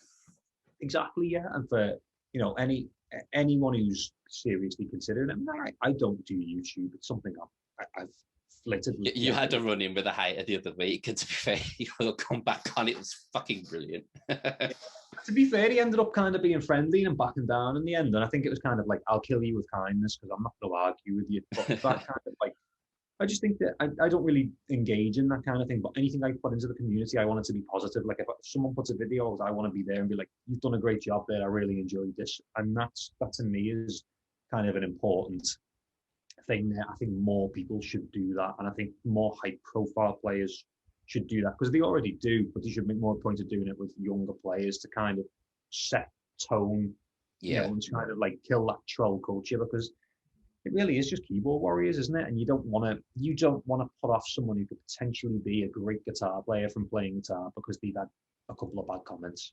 That's it. It's okay giving constructive feedback, but obviously it can be the way that it comes across. Yeah, definitely. And I think there's always a better way to approach doing something. Like you wouldn't just, like I've never come off from playing a cover gigs and had some guy come up to me and go, "You were fucking shit there." Because if someone said that to me in real life, I just laugh at them and go, "Yeah, whatever." I'd be like, "Do you want to come up and do it better then?" Yeah. I mean, I've never experienced a situation like, and no one in real life ever comes up to you and goes, "You missed the arpeggio in the third bar." Like, like no one in real life, or someone on the internet might do that, but no one in real life does that. So I'm not really concerned about that. And I think it's the experience of live music as well. You don't get that kind of critical analysis, whereas you can watch a video and sit and watch it again and again and be like, "No, I didn't like that," and then put a comment on it. Where I think most of the time, if you've got nothing nice to say, just don't say it. It doesn't. You're not helping the industry get better. You're not helping young guitar players progress. Yeah, I mean, but the only time I've ever really had anything, I wouldn't say significantly constructive as feedback, whatever, but there was somebody at one of our Rammstein shows, and our bass is basically pre-programmed, like in Logic as like a backing track essentially. One, because we're cheap, simple, hate me. And there was one, 99.99% of the shows, people always go, "Oh, that was really great. You're really tight. You were spot on." And there was this one person, I always remember him, and he went, "Where's your bassist?" And I was just like, "We don't have a bassist, but you're not authentic if you ain't got a bassist." And I was just like, "Do you play bass?" And he went, "No." And I went, "Shut up then." But there's always going to be them people who kind of got those opinions, but some people just aren't good at social cues and social interaction. That's just kind of how it is, though, isn't it? You need to obviously need to be considerate towards that. But I think for the most part, a lot of internet trolls are just there to kind of get the rise out of players on the internet, and I'd much sooner the community want to better itself and be in a better position than kind of like eat itself by with terrible comments and one-upmanship. Yeah, I mean, I'll be honest, like, there's occasionally, because like, follow Rammstein tags on Instagram and whatnot, and occasionally I will see somebody that's put up a cover, and I'll see it and it's, shall we say, lackluster, or it's not accurate, to be in a nice term. And I'll be honest, I sent it to my, a friend of mine who plays a lot of Rammstein stuff as well, and I was like, and I'll put like a laughing emoji. I'll never publicly do it. Sorry, because I kind of admitted that here. But I will say to him, try. I'll edit it out. I'll try and, why don't you try and practice with a backing track just to get, and I'll always offer feedback to say, well, this is how you can make yourself more polished.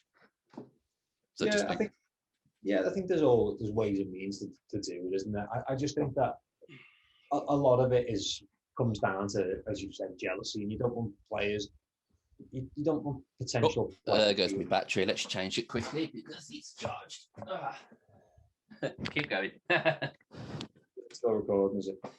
Yeah, it's still recording. Yeah. I knew it was going to happen.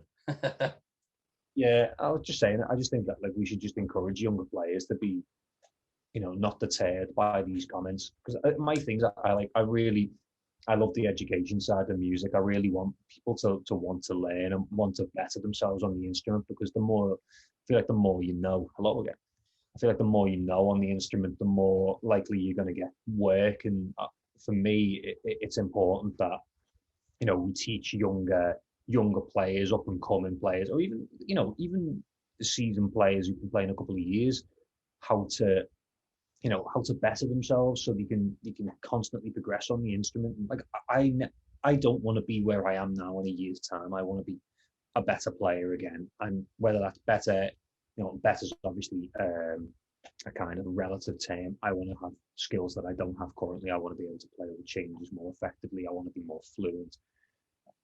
All of these things that I want in my playing, but I also want to be able to help other people who are playing as well. And so the education side is important to me. And I think that any comments that detract from that, for me, are difficult. I don't want people to be put off from playing, because I just want to offer the best experience and be like, this is how you can move forward. And that's why I was really, when Musicism approached me, I was really quite happy, because I do like that side of the industry, and I want to be able to help people to be a better player. And by no means am I saying that I am the best player in the world to be able to do that. There are players far better than I, Jack Gardner, Tom Quayle, Rick Graham, Jake Wilson, all them kind of players who are all just absolute phenomenal players, the Guthrie Govans of the world. But I am at a level where I'm competent and I know what I can and can't play, but that allows me to be able to share that knowledge with younger players and, intermediate players who might not have any direction, and be able to give them guidance.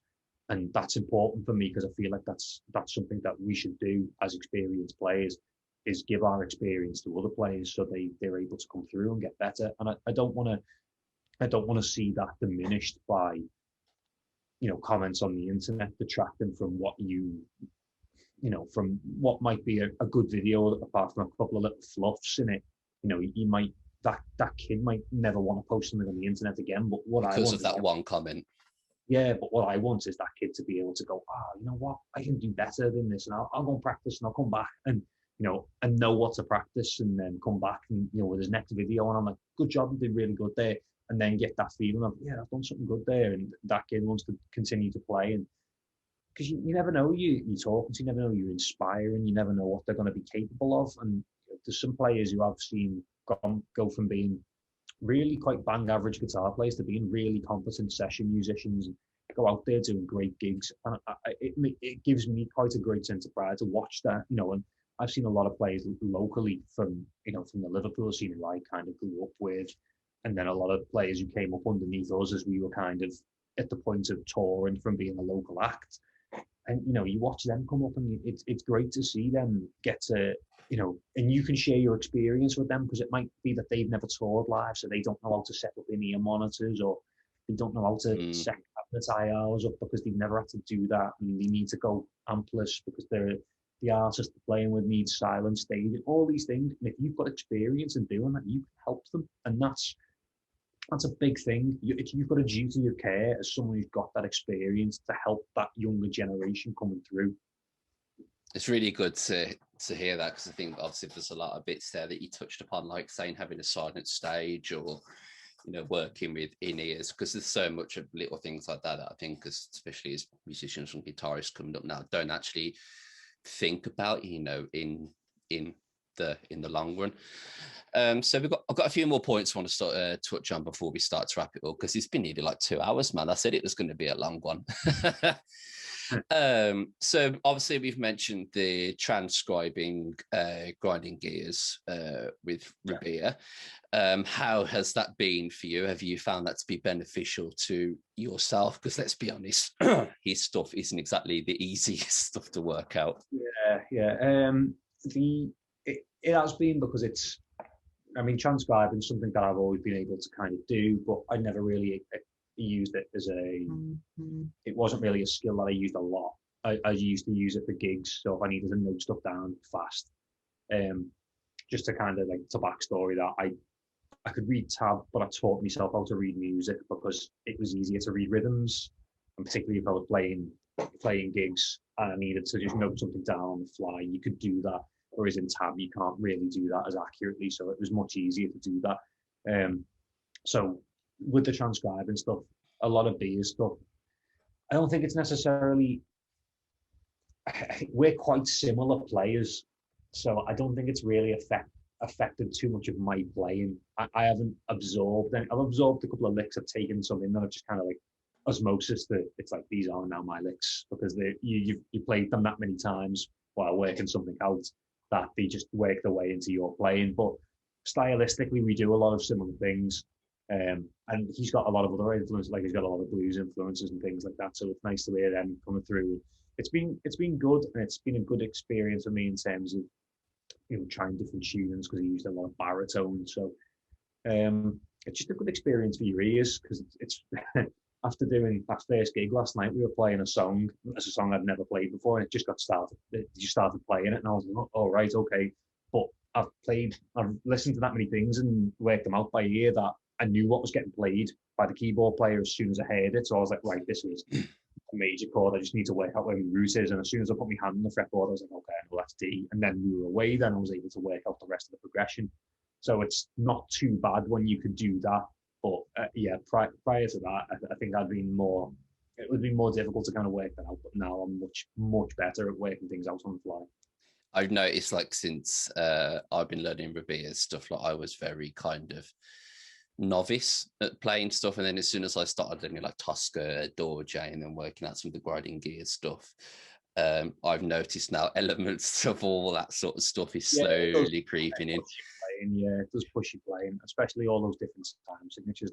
I like his writing style. He's got a very particular writing style. But yeah, since I come across him, I mean, I think I first come across him in about 2013, 14, or something like that, when everything kind of really got started. Like, my playing just went to a whole new level. It's mad. And that's that positive thing of him showing his duty of care as a player, and given his depth of experience and all his YouTube videos on how to play in drop D and alter chords, and that kind of stuff. That's him expressing that, what I was talking about earlier. And again, as I said, it's important. Being a good friend and being an inspiration always helps as well. So we'll get to the part where we wrap up the podcast, because it has been like over 2 hours. So if you're still watching and listening, thank you ever so much for sticking with us, because it's been absolutely bloody brilliant. Two of the most difficult to listen to accents in the UK. I was thinking about it halfway through. I think somebody's there sitting listening to a Brummie and a Scouser like have a conversation. All we're missing is a Geordie or something. Our drummer, he's a Geordie, so I'll get him on next. Absolutely, man, absolutely. I'd love to get the full band on here. It'd be great. So it comes to the time where I ask the guests the same 3 questions to kind of have a sense of familiarity to the podcast. So if you've been listening, you know what's coming. Your desert island rig, 1 amp, 1 guitar, and 1 pedal. No budget. What are you taking with you? My ML1, the white one, the V130, and the Boss DD8. And the amp? The V130. Sorry, yes, V130. Oh, Actually, I'll take that back. I'll take the Boss GT Core instead of the DD8 because it's a multi-effect. Yeah, I've let people use Kempers on here, so I'm a bit naughty if I say you can't use that. Just got it there because everything, and it's got a tuner built in.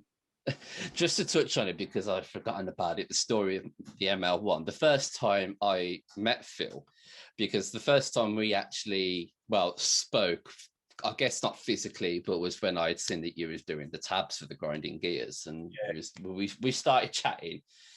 And then I can't remember how we got onto it. It was either you recognised me, or I think it was that way around, because we were both at the UK guitar studio show back in what feels like 40 years ago.